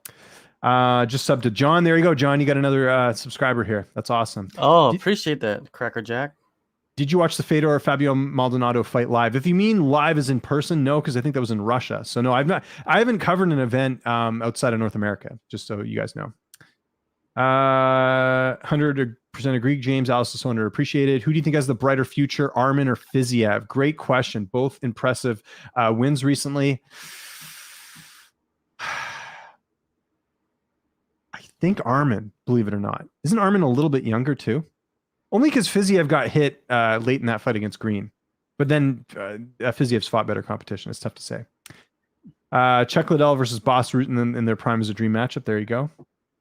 Midnight Oil. That's the fight I was thinking of. Justin, good call on Midnight Oil. That was the song I was thinking of. I want a fighter to come out to that song. That's an awesome song. Ortega changed up so much his style for the zombie fight. I think completely threw Jung off. That's true as well. Hi from Perth. Hey, we got someone from Perth in here. Beds Are Burning by Midnight Oil. That's the song. There you go. We go from this card to next week, Thiago Santos versus number 10, Johnny Walker. Hey, that's still going to be a decent fight. Why does Werdum get slept on so much in the heavyweight GOAT discussion? Because he didn't have that. How many title defenses did he only had one title defense? That's why. Yeah, I think that's part of it. I don't even think he had one title defense. No, he didn't, because Stipe was the one title defense. He got knocked out. Exactly. Thanks for the donation, Matt. Really appreciate it, buddy. All that stuff. Like I said, any of the donations, all that stuff, it goes right back into the channel, whether it's, up in the equipment or whatever. I've been able to do a lot of stuff with all that money. So really appreciate it, guys. Thank you so much. Do you agree that the heavyweight Mount Rushmore, Stipe, Werdum, Kane, and Fedor? Werdum on that list, I feel like there's someone else that should be there instead. Verdum's got some good wins, and I know he did beat Fedor, so that's something to consider as well. But yeah, I don't know. It's hard to say, but Stipe and to me, Stipe is definitely on the list. Yeah, Stipe's on there for sure. And Fedor, I think just generation wise. All right, we are getting to the tail of the tape here shortly. We'll see, man. Like Volk, we saw a different side of him. All right, tail of the tape. Sorry to interrupt.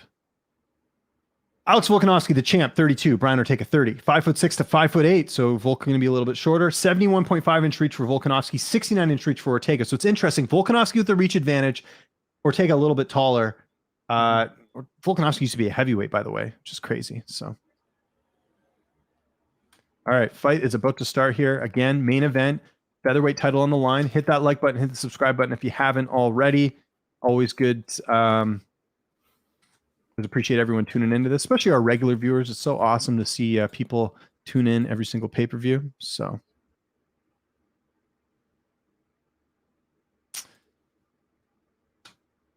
all right, Herb Dean, the referee for this one.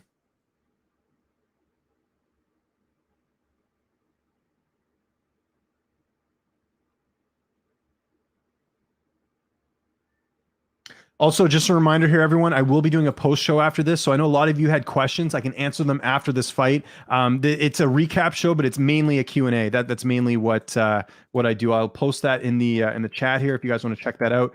That's the link for the post-fight show. I'll be going on live as soon as this fight's done, and we'll definitely get to all your questions. This is going to be a pure Q&A, and we'll talk about the fights as well, but just keep that in mind too, as they're still doing the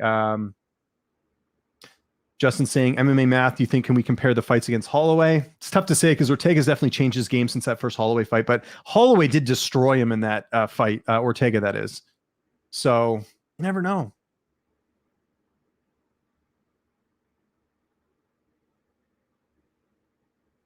Man, I miss being in the arena.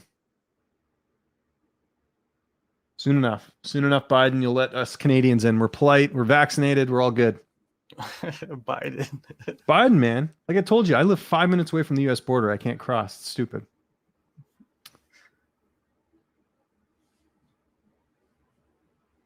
Let's see, man. Let's see if Brian can do it on his second try. Yeah, that's true. That's the other thing, too. Like Ortega, if he loses this, because he's already lost to Max, like he's in a tough spot, right? But I've said this before. This is a 50-50 fight. I'm not counting out Ortega in this fight whatsoever. It's going to be a tough fight for Alex, but Volk's the champ for a reason. Like I said, very underrated in his own regard, but we'll see. Layoff, COVID, all these other things working against him. New Zealand government trying to close stuff down with COVID. You know what, though? Both of these guys, win or lose, they're both good. I think both of them fight for a title again. Could be, yeah.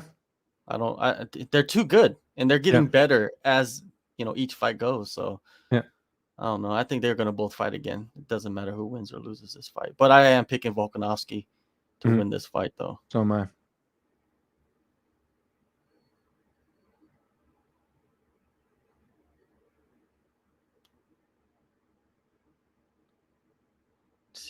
Let's see if what type of Ortega we get in this fight. You know what I mean? Are we going to get that Korean zombie style, or he's going to? We will see.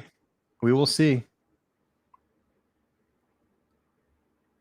Bet they don't touch gloves. I think they do. Let's see. I say they don't. Let's say we do. Oh, you're right. I thought they wouldn't. All right, we're underway. Featherweight title on the line. Volkanovski, Ortega. Can Ortega do it again like he did against Korean Zombie, or is Volkanovski just going to continue to be in his dominant ways?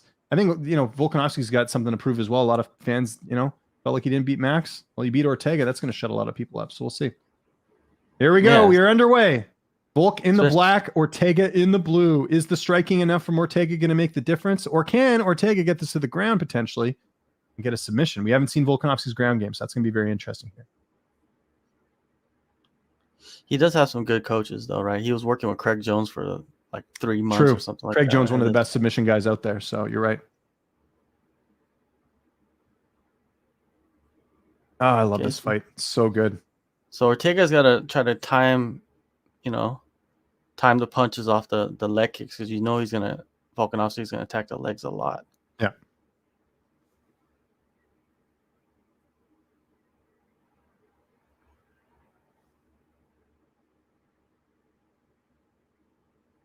And I got to imagine this has got to be one of the shorter opponents that it's not too short, but one of the shorter opponents that Ortega's fought, right? Because Holloway's pretty long and lengthy, right? Edgar was kind of short. Edgar, yeah, good point. Edgar's a good comparison, but Volkanovski's just like here right now compared to Edgar. Some good exchanges, but nothing landing like solid, but good exchanges. Mm-hmm.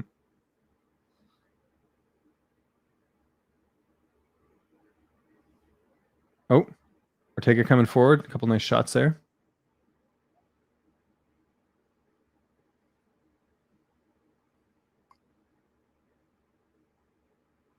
Yeah, Felder made a good point, is that he's got Ortega backing up, and he lands a nice jab there. That was a good jab.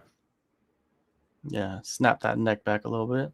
Yeah. I mean, again, this guy trains with Dan Hooker, Israel Adesanya, Eugene Behrman's a great coach. Oh, nice right hand there by Volkanovski. That landed. Oh, that put a little bruise on his eye, it looks like. Yeah. Nice kick there from Ortega. He's landing the kicks. That is one thing to his advantage. He's definitely saw that. Oh, another right there by Volkanovski, but I think Ortega countered that actually. Nice left there by Volkanovski. Slipped or something. Yeah, he's getting pieced nice up a little bit, right? Yeah, a little bit. Volkanovski said to us that he's going to bring some thunder. Yeah.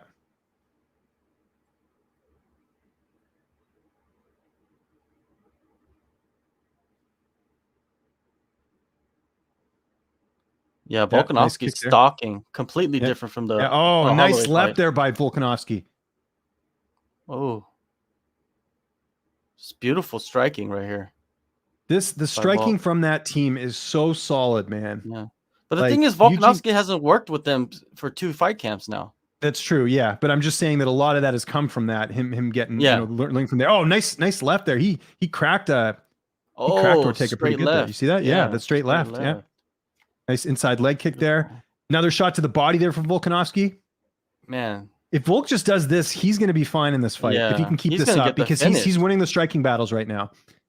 And great point in the chat about maybe that Korean Zombie fight. Zombie might have not expected that, and he had a layoff coming into that fight too, right? So, well, the Zombie did not expect that, and then that elbow changed the whole course of that fight. So, yeah, we'll see.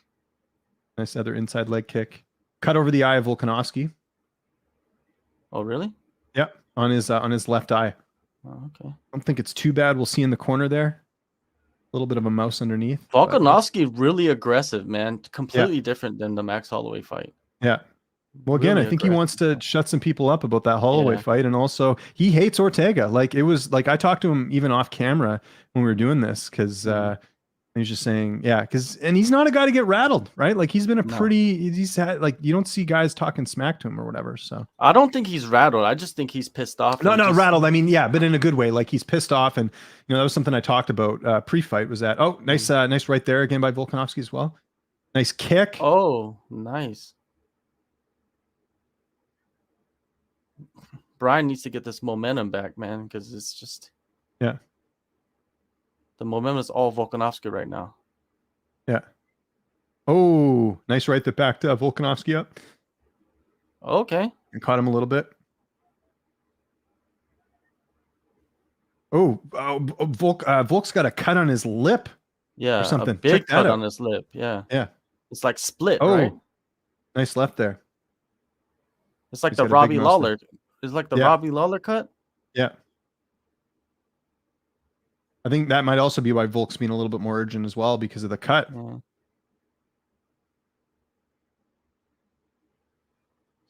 Yeah, but he's got to be careful. Brian got knockout power. He does. But look at that mouse on his left cheek. Dude, his lip. Yeah. I think the mouse is going to be all good, but his lip is not. Is that split or is it just a little cut? Can't see so well. The camera goes on the wrong side. I know. What are you doing? Yeah, there you go. Okay, so the cut's on in a terrible spot. It's just under the eye, but it's kind of on an angle. Mm-hmm. Oh, under the eye, so it's fine. Yeah. But it can still puff up pretty good like Curtis Blades, right? Yeah. So he's not good in the first round. You know what Volkanovski does so well is he sort of wings into his punches, so he's not like Ortega can't really counter, right? Yeah. Because of that height as well. Although he protects his head. Yeah.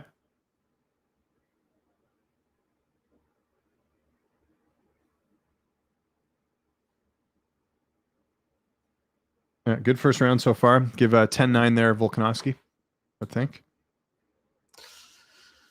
Let's see if Volk could keep the momentum. Yeah.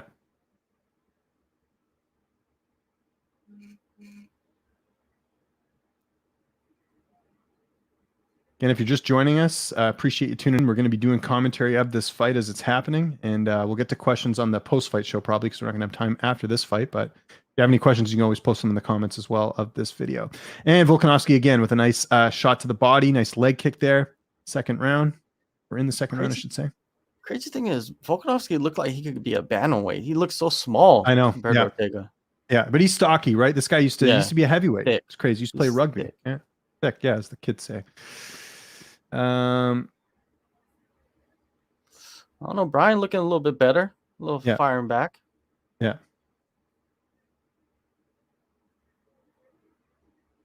Nice left hook there from Volkanovski. Yeah, that was nice. Yeah, nice kick there. They're both had a lot. Oh, nice leg kick there by Ortega. I was just going to say they're both hitting the legs pretty good with the leg kicks. Mm-hmm. Nice kick to the body there from the champ. Volkanovski's getting so good at just switching stances too. Yeah.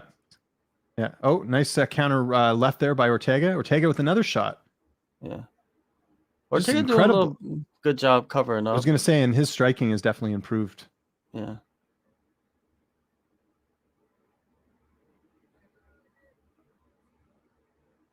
I think he's coming in. Yeah, the thing is he's got Ortega backed up. Like he's doing a good job of just making this his fight. Oh, nice right there by Ortega. Ortega bleeding a bit. Ortega doesn't look like he wants to go to the ground either. No, which is kind of crazy if you think about it. Your bread and butter is your ground game, right?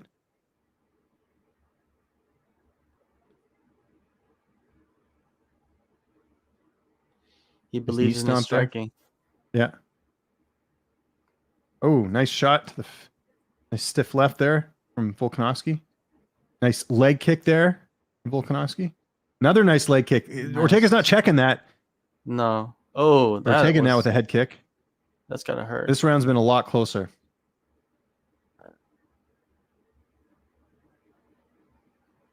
Ortega's face, man. You're seeing it now. It's really, really red. Yeah. A little bit puffy now. That whole Ortega misses side, with a huh? kick. Yeah. Oh, nice one too. Another nice right hand from Volkanovski. Oh, beautiful. He's got him clinched against the cage now. Oh, okay. Ortega gets out of that. Yeah, he should split up anyways. Make some room. Nice counter kick there from Ortega.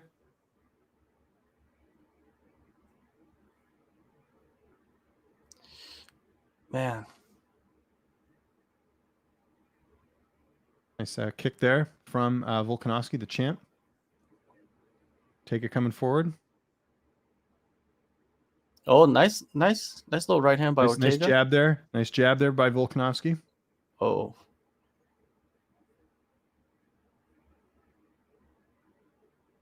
Oh. Nice right hand there from Ortega. Yeah, counter And right. this round has been a lot closer. Yeah. Nice. getting There we go. feisty. Volk another 1-2. That landed, I believe. Another left there from Volkanovski. You can see blood trickling down the right eye of Ortega. He's definitely wearing some damage on his face. Volkanovski does as well, but Volkanovski's basically just got the cuts, the two cuts on the left side of his face. But Ortega, you can see definitely some swelling and some redness on his face. Yeah. Not as much on Volkanovski's end. And So Volkanovski's not even really bleeding, it seems like. It's weird, huh? No, It's yeah, cut, no. but it's not bleeding.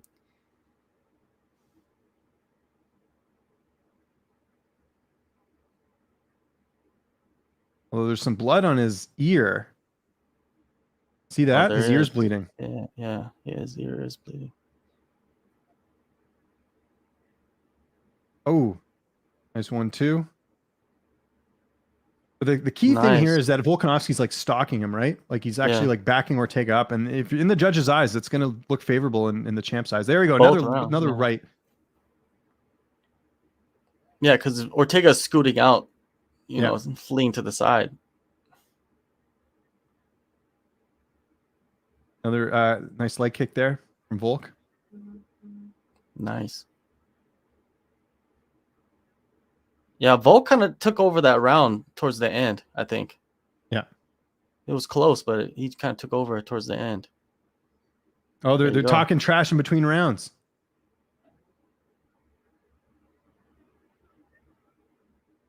He's going back to his corner. Okay, so I have Volk up. No, it was friendly. It was friendly talk. Oh yeah. Like, what are you doing? So after you this? see a cut above the eye of Ortega, a little cut. That could be something interesting. Oh, that is a bad location. Mhm.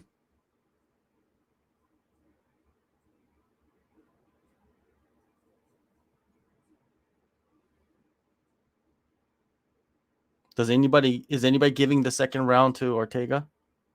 Someone in the chat was. Let's see what Twitter's saying. I thought it was a close round. I think Volk edged that out. And yeah, my entire timeline saying Volk. So this guy who's saying Yeah. I'm having a bias, I just blocked him. Guy's annoying.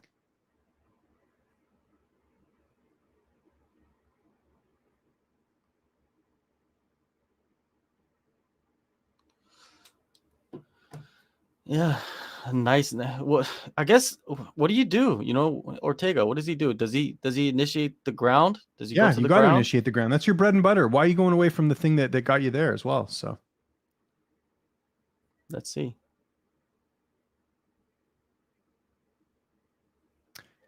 yeah, I got Volkanovski up 2018 in this fight. That second round was a little bit closer. I thought the first round was clearly Ortega's, or sorry, clearly Volkanovski's. Ortega again Oh. coming forward here. That calf they- is compromised, dude. Who's calf? Ortega's calf. His left calf. is Oh yeah, compromised. Bad. yeah.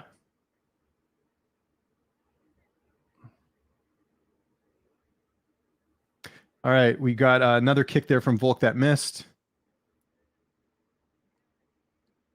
Another kick to that leg. Is he hitting that? I can't see which leg is hurt. Is it that one you're talking about? It's the left leg. Left leg? Okay, yeah. Yeah. So he was hitting the right leg there. So maybe just trying to break down both legs, so to speak.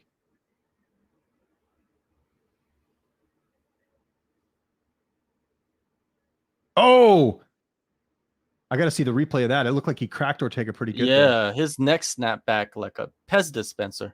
Yeah. Oh, I think that hurt Ortega. Oh, another right hand. I think that he clipped him. Yeah.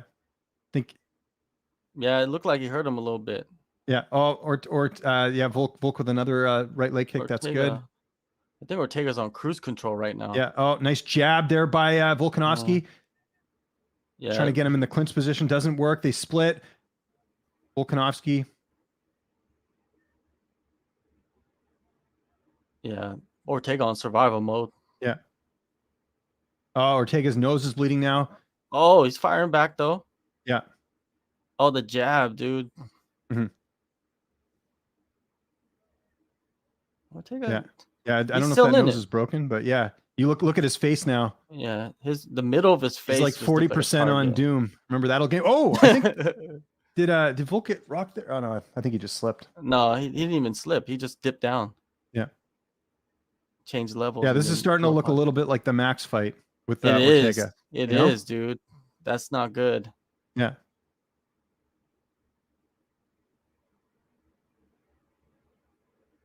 Oh, nice 1-2 there. But Ortega answers back with a few jabs himself. But you can just see the damage from Volk is just really becoming apparent now. I mean, Ortega, to his credit, is actually striking with Volkanovski here. But Volkanovski's shots are just landing way more punishment. Way more power, man. Just digging in. Yeah. Oh, look at Ortega's face now. It's really bad. Oh. I think Volk slipped. Oh, he's got a choke. Oh my God. Oh no. He's got it. That X factor. That X factor, dude. Is he out? No, it doesn't look like it. Oh, is he sleeping? Oh, he's out. He's out. He's sleeping. No, he's out. No, he's Holy out of shit. it. Yes. He's out of it. Ortega's Man, on his back though. This is a bad spot for Volk. Holy crap! Yeah. And there's a minute 40 left on the clock.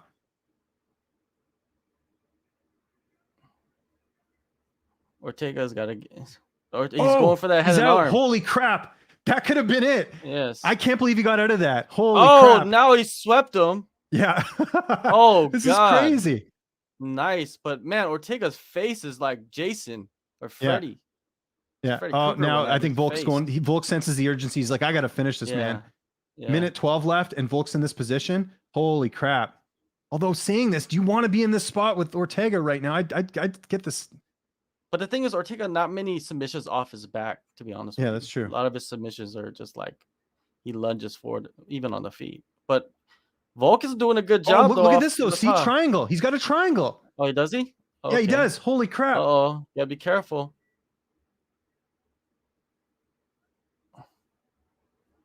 Oh man, it's tight. It's tight, and he's gonna win the title with the triangle. No way. Oh, he gets out. Holy crap! Volk has got. He's Holy out. crap! Oh my This God! is a crazy round. This is crazy. Yeah, you gotta stay off the This round 3 submission. is one of the craziest rounds I've ever seen. I thought for sure Volk was done. Yeah. Oh my God! Twice. Oh But my God! He's gonna get it. He's gonna get it. They got to stop this. Yeah. 12 seconds left. Yeah. 11, Man, he's just 10, eating punches, 9, dude. 8. No, he's 7. surviving. He's He's gonna survive. surviving. He's gonna survive. But I don't think he's got much left though. I think those 2 submissions were like, man, he's just taking punches. Did they right call there. it? That's lots of damage. Did they call it? No. Oh, he did call it. He did call it. It's over. It looks like it. Looks like he called it. Yeah. No. The corners came in. They're good. They're good. What? Wow! Holy crap! And crazy is he's on the side of his bench. Or Yeah. his team, which is Yeah. that's convenient. Man, that was one of the craziest rounds ever in a title fight. Yeah, that was nuts. Holy What crap. the hell is going on? Ortega's a savage, dude. 2 submissions and then Volk deep. I don't think anybody would have got out of those, man. It was Volkanovski punching at the end for those wondering. It was super close. Yeah, They could have almost stopped that, to be honest. It was very Yeah. close in that one. Who Oh wins my that God. round? Volkanovski, right? Because he was on top, I would think. Yeah, at the end, it was just crushing his face. Yeah. Holy But crap. those two near submissions, dude. Like, Oh my God. really This fight is close. just crazy, man. I don't know about you, but my heart's racing right now. This is nuts. No, I don't get really too racy, but man, this is a nutty fight. Let's see if Brian has anything in the tank left, though. Yeah, I think Volkanovski still won that round. Doctor's checking on dude, Ortega. I think they'll let it go. Yeah, they're gonna let it go. Is this jaw broken? I don't know. Or is this his eye? I His think it's his eye. orbital's They're checking definitely it as well. his orbital's definitely broken, right? Yeah. Look at his orbital. No, they're gonna do the same thing to him. He can't see.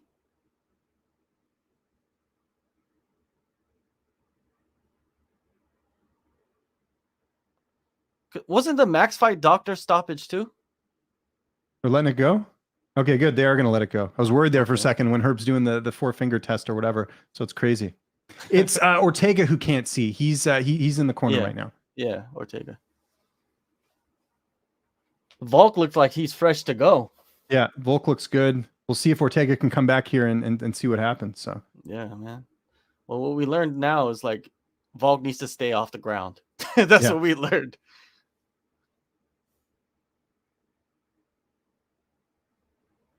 Crowd's chanting Ortega, Ortega.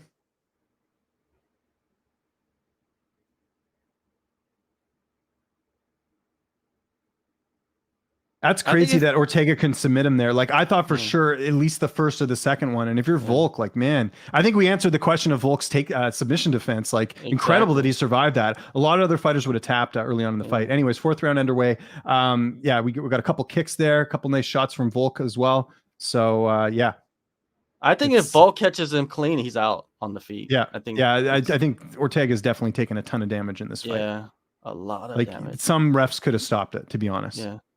Like you look at his face, he's pretty battered in there. Volk's just looking for that overhand right. Oh, nice left there by Volkanovski.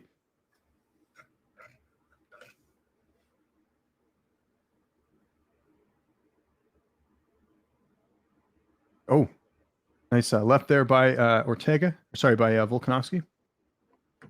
Oh, nice jab there by Volkanovski. Left jab. Oh, Ortega trying to get this to the ground. This is going to be key here. Can he get him to the mat? He's got locks on. Oh, he does get him to the ground. He's trying the guillotine again. Yeah, you got to get out of the ground. Oh.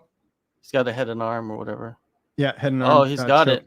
But I think Volk's safe, though. Well, Volk put his thumbs up. He says he's okay, but blood bleeding down his eye right now. I think he's safe. Oh, man. Now Volk gets out of it. Incredible. Incredible.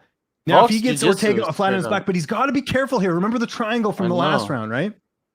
Well, if he's in this position, he's fine. Right? Yeah, like, no, I know, but I'm just saying you still got to be careful with that submission threat. I know off his back he doesn't get a lot of submission wins, but still, this could be it. If you're Volkanovski, you finish this right now. You got to do it. You don't want to take any more chances.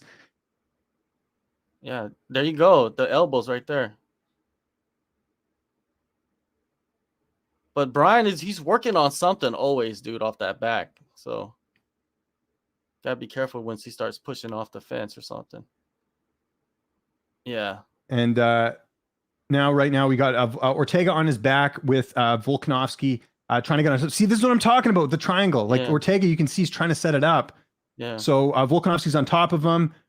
Right now he's playing around too much. That's I know. It's way, it's crazy. So right now Volkanovski is on top of Ortega. Ortega's still got his legs wrapped, but Ortega at any moment could probably land that triangle. He's super dangerous off his back. If I'm Volk, I'm just bringing this back up standing. He was having success standing on the feet with Ortega. Why not do that? I know Volk's trying to get the TKO finish, but it just seems a little crazy right now with the threat of the ground game. Like, look at it. He's throwing up those legs again, trying to get that triangle.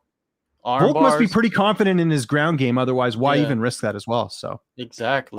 Volk is doing very well. I'd say he's up all 4 rounds right now, I would think. Yeah, he is. So it's, Ortega needs a finish here, basically. To his credit, Ortega's definitely had Volkanovski in some danger as well. So The third round was fucking insane, though. Yeah, I that's one of loved the most it. insane rounds ever. I think they might stop it here. We're getting to that point right Yeah, now yeah, where dude. He's taking too much and damage. yeah, Oh, he switched it around, but he's still on the bottom though. yeah.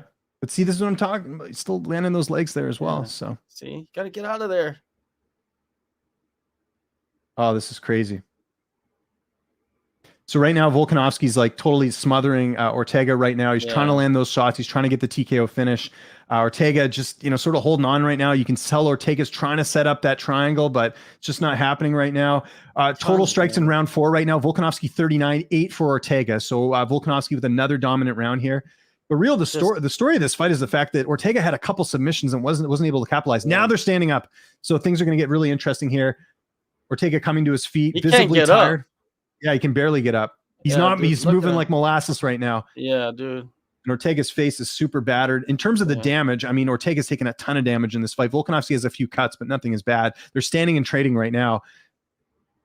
And his fatigue is just settling in slowly.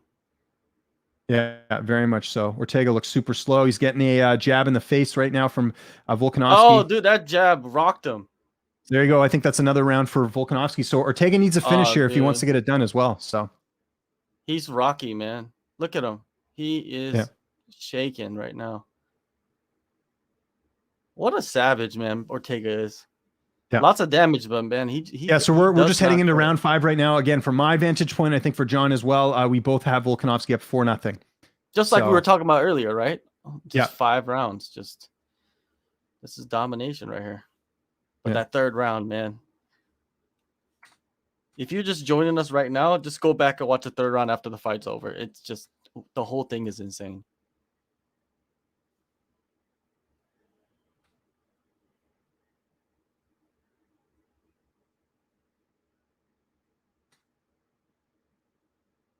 Oh man, they're just lathering Ortega's face with Vaseline. It's just almost too much. This fight's amazing. Yeah, I think Volk, he needs to finish this fight now. Just finish it. They got a different doctor in there. Yeah. Just let it go. It's one more round. Come on. He's fine. Let's do it. The referee was saying that to Ortega in case people are wondering. I keep forgetting that not everyone's watching this like we are, so.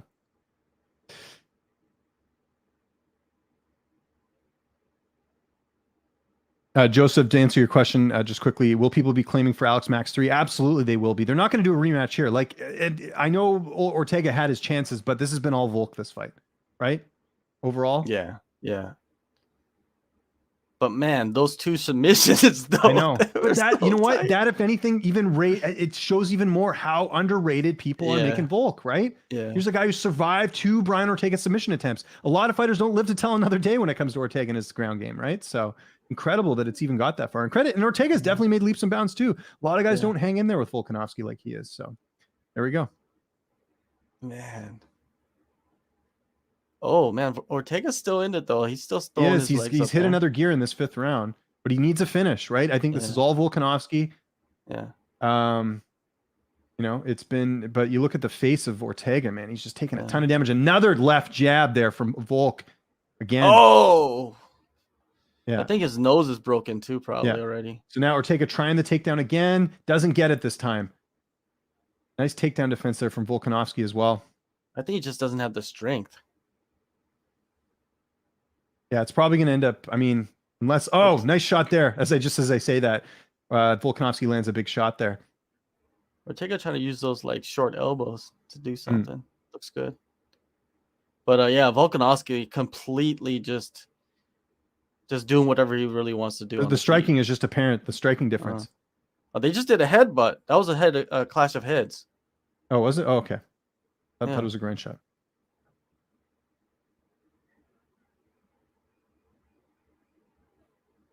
This has been an awesome main event. Just great. Like everything you'd want. A little bit of drama, a little bit of everything, right? So again, 3 minutes left in the 5th round. It is Volkanovski again working that jab, although Ortega striking back with a nice right himself. Nice jab again. That jab's been finding a home all night for Alex Volkanovski here, that left jab. You're seeing it on Ortega's face. Ortega firing back, though. Yeah. But yeah, the damage is just Oh, accumulating. nice left there himself by Ortega, straight left. Nice right there by Volkanovski. Again, he can do it from both angles. Yeah. Oh, Volk slipped. Wasn't able to take advantage. I think he's tired, and Volkanovski just looked at the clock. He knows 2:26 left on the clock here. Can Volkanovski hold on? Can he do it here? Oh, that right hand. Yeah, there's a good right hand on that one. Brian showing that heart, man. Moving forward in the 5th. He's going for it though, man. You can never say, he showed any kind of quit in him. No, again, Ortega coming forward. Nice shot to the body there by Volkanovski. Nice counter left though by Ortega. So these guys are both in it. It's amazing they're keeping up this pace even in the 5th round. They're tired, but they're still throwing leather. It's crazy, man. It's absolutely crazy. These guys are bringing it. This is one of those fights. I mean, say what you want. Volkanovski, I don't think's had a fight like this, really, like a war, like this type of war. It's been incredible. And Ortega's still coming forward. Oh my God. Yeah. I think the closest was the Mendes fight. Yeah, that's true. But he finished Mendes though. This is by far, I think, Ortega's one of his best rounds. This is his best. I think this is Alex Volkanovski's best fight. Probably his most entertaining. Oh fight. Yeah. Oh, easily. Yeah. He's taking it to another level. And again, the grit, the fact that he got out of those 2 submission attempts early in the fight, that 3rd round, is just crazy to me. I thought he was done. I did. Yeah. Those were tight. Yeah. I got to watch that right afterwards again. That's crazy. Yeah. Yeah. There we go. Minute left in the fight. Alex, you got to keep the standing if you want to win, man. Don't risk the ground. Exactly. Another stiff left jab that has been working all night. Nice shot to the body there by Volkanovski as well. So Ortega not finding an answer for that jab tonight from Alex Volkanovski, but also throwing some damage himself. Volkanovski up against the cage, flying knee there from Ortega, but Ortega's face, man, a lot of damage. Yeah. And a nice left there. Volkanovski again looking at the clock, 30 seconds left. All Volk needs to do is hold on here, and he's going to take home a decision here. But this is by far the most entertaining fight he's had in the octagon. A lot of drama, a lot of good striking here. A lot of respect, it looks like, between these two. I think they realize what they put on the line here tonight, and you're seeing it as 15 seconds left in the fight. Again, 12 seconds, 11 seconds. There, nice right there by Ortega. Nice right there. They're coming forward. We got 6 seconds left. They are throwing it. They are not leaving anything to chance here. Oh, and another Ortega left. flips him twice. There we go.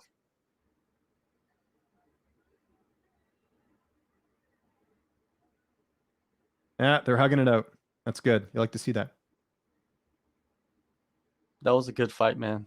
That was an amazing fight. That delivered. That absolutely delivered. What a main event. On my, oh God, Brian, you're not really saying this. Are you serious, Brian, saying boring decision? What fight did you just watch? What is he talking about? Look at probably not Ortega's watching face. The fight, dude. There's no way. There's no way that was a boring fight. Man, that was good. I have goosebumps, dude. That was an amazing fight. Sorry, I won't listen to anyone that says it wasn't a good fight. Come on. That was a great fight. I think both guys, their stock goes up. To be honest with you. I agree. Even, man, look at that. Look at that guillotine so high up, and Volkanovski got out of it. So crazy. Then the triangle.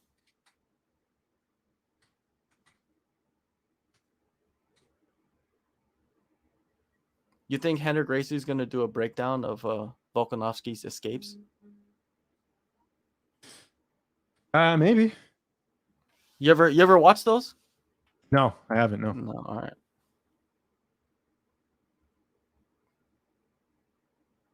Yeah, that was awesome. We will get to questions. By the way, actually, we won't. We'll be doing that in the recap. We'll do a quick outro as we get out of here. So again, if you're watching this, hit that like button, hit the subscribe button. There we go. Final fight statistics. Total strikes, 194 to 115 in favor of Alex Volkanovski. 2 takedowns for Ortega, 0 for Volkanovski. 2 reversals, 1 reversal for Ortega, and submission attempts, 3 by Ortega, 0 by Volkanovski. But it was the striking that was the difference. Just look at Brian Ortega's face. We're just waiting for the judges to read the scorecards here. Very, very, very close fight, like I said. All right, they're about to read the decision here. We are waiting for it here. I'll read the scorecards as they're coming out, and we'll get to this right away. Here's Bruce Buffer. Go to the judges' scorecard.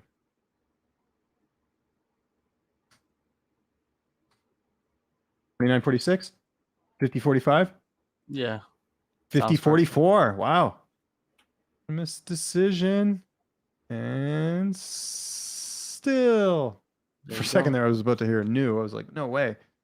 All right, we'll just hear what Volkanovski has to say, and then we'll wrap things up. And again, if you have questions, just hop over on the other stream. I'm going to be doing a recap right after this. I'll post that in the description as well. We'll just hop over to the other stream right after this. So really appreciate that. And to those who did stick with us the whole evening, really appreciate it. It's always cool to talk fights with you guys. So that was an incredible fight. Okay, we're about to hear as well. It's good to see those guys in the moment after the fight.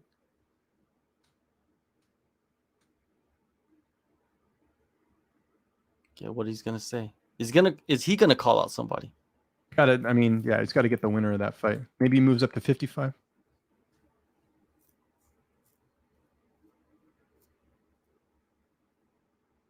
Cormier points. So you didn't look up to the clock until 46 seconds left.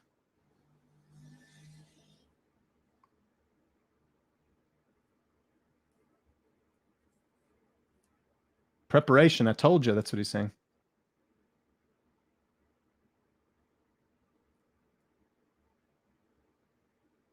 Hard work got to me where I am.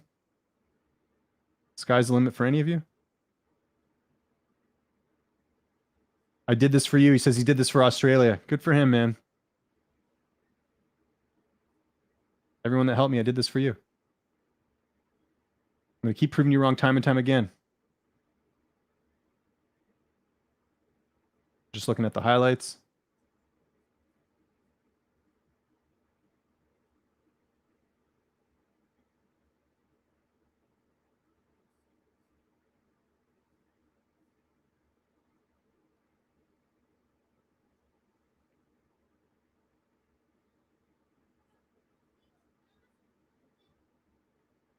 Says for some reason I stayed on the ground in them. Some of those submissions were really tight. I was trying to get in his head as much as I could. This is Volkanovski talking, by the way, obviously.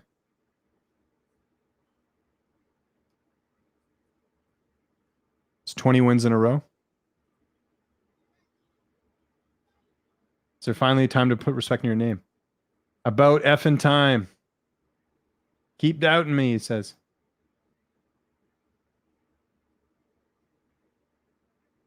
Everyone back home, I love you. Give it up for the champ. Are we going to hear from Ortega?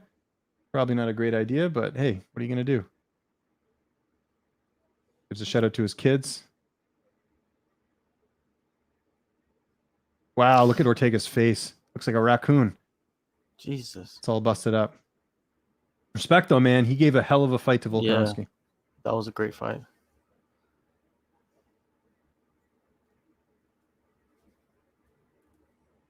How close do you feel to those submissions in the guillotine? Close. Says I thought he was done. Ooh, his teeth are all messed up, too.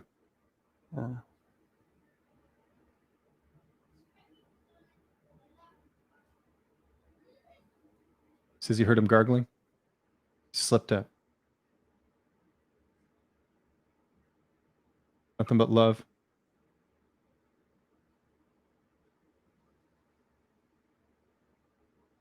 You guys make me feel so happy in here every time I fight.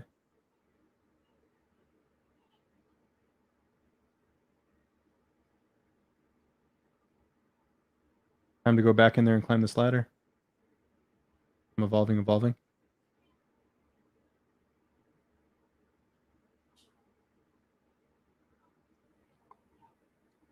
Thank you guys from the bottom of my heart. There, they do a nice, they're hugging it out after. It's good. Yeah, Volk is not a guy that I don't think he'll stay mad at too many people. No, I agree here. Let's quickly do a quick outro as we're ending the show here. Again, thanks everyone who tuned in here tonight, minus a few people. Everyone was pretty awesome, as you would expect. So yeah, got to thank though my main man who's done this almost every pay-per-view this year. In fact, everyone that we've done this year, my man JHK. Let people know where they can find you on social media, where they can find Kumite TV, all that good stuff, and anything you got coming up this week you want to plug, man. The floor is yours. Oh, just just follow me on social media, JHK MMA, and yeah, I'm making an announcement tomorrow, probably. Oh, it's coming like tomorrow, the big announcement. I know a little bit about this, so all right, man. I'll make Looking an forward to announcement tomorrow on what's happening with all my content and everything, and yeah, I'll see you guys on the other side. UFC That's a teaser. That's what we call in this business. There we go. That's a teaser as we call in this business. And yeah, we'll be back for UFC 267. I'll be available doing my my recap show right now. So I put the link in the chat here. Join me over there right now. I'll answer all your questions. It's more of a Q&A than a recap, but I will go through all the fights as well. My name is James Lynch. You can follow me on Twitter and on Instagram at Lynch on Sports. Make sure you hit the like button on this video, hit the subscribe button. Thanks so much for watching. We will see you guys soon, and really appreciate you tuning in. Everyone who stayed through the entire pay-per-view, I'll see you on the recap right now, and have a great evening if I don't see you.